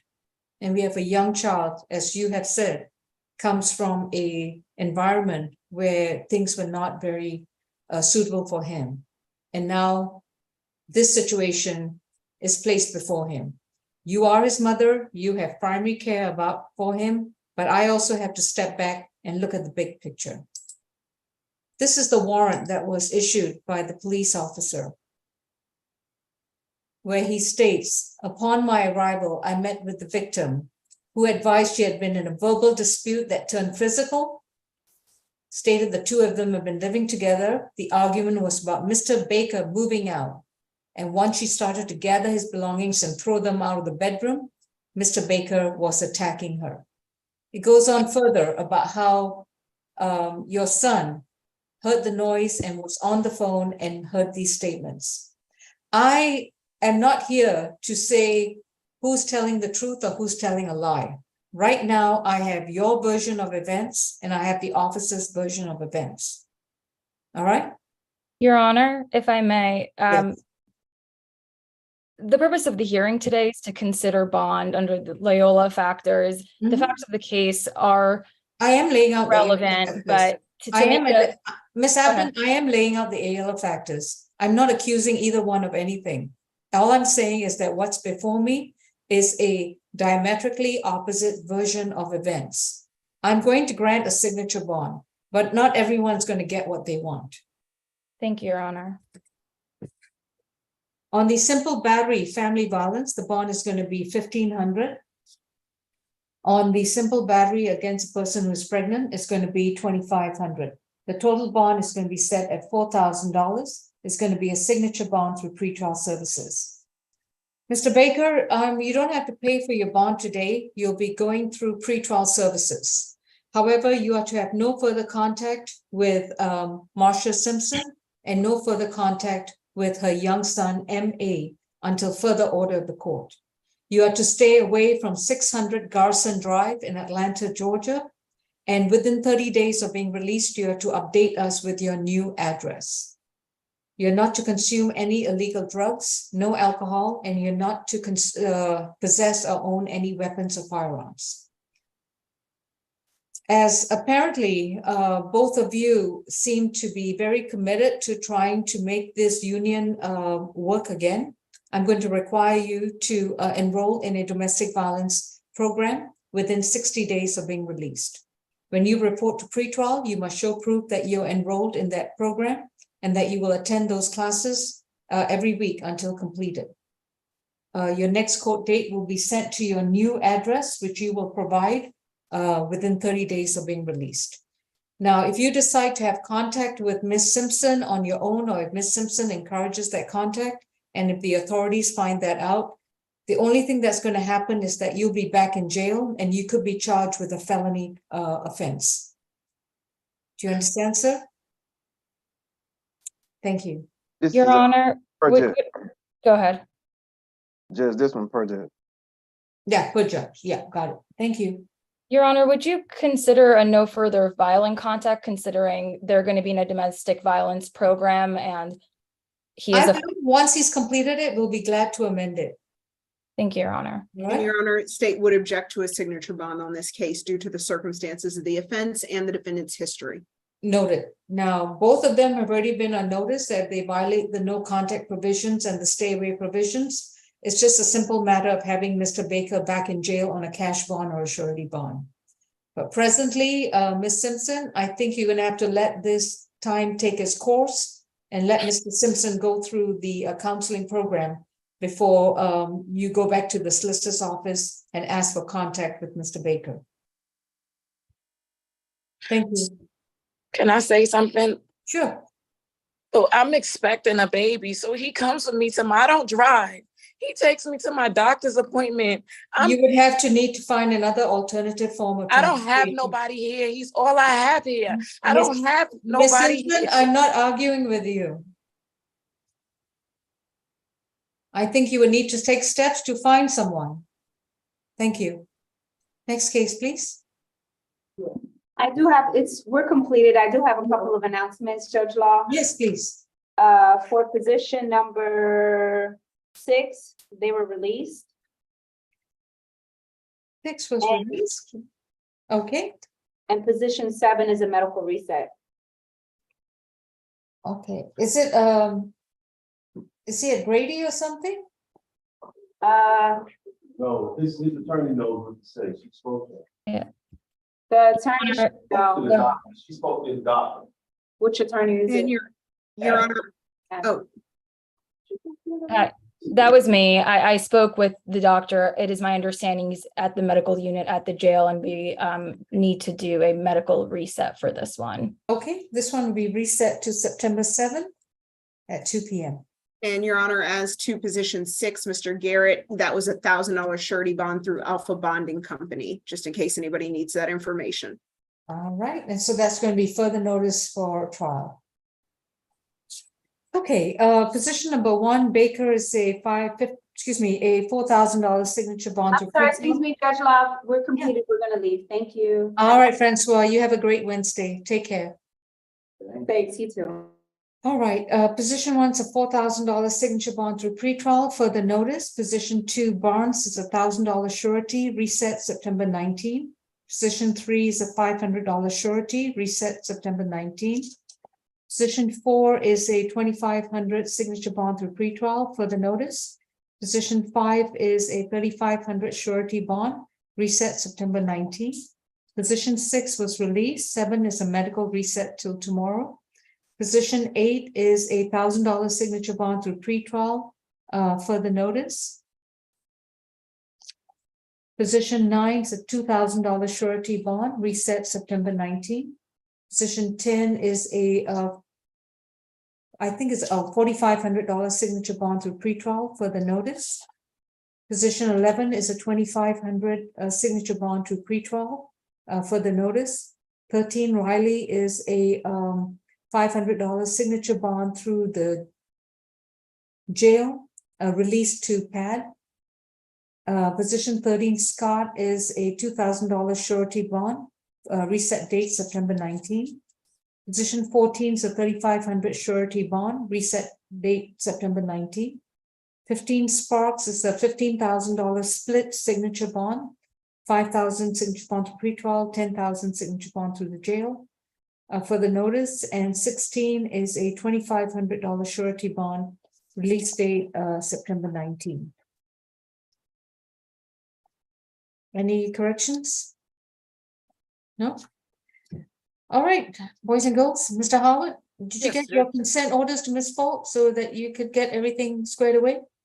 I do have the consent orders, Your Honor, and I will get an opportunity to review them once this court hearing is over. I would also like to let the court know that we did send over 2 orders for your honor's signature. One was Jamie Kitchens.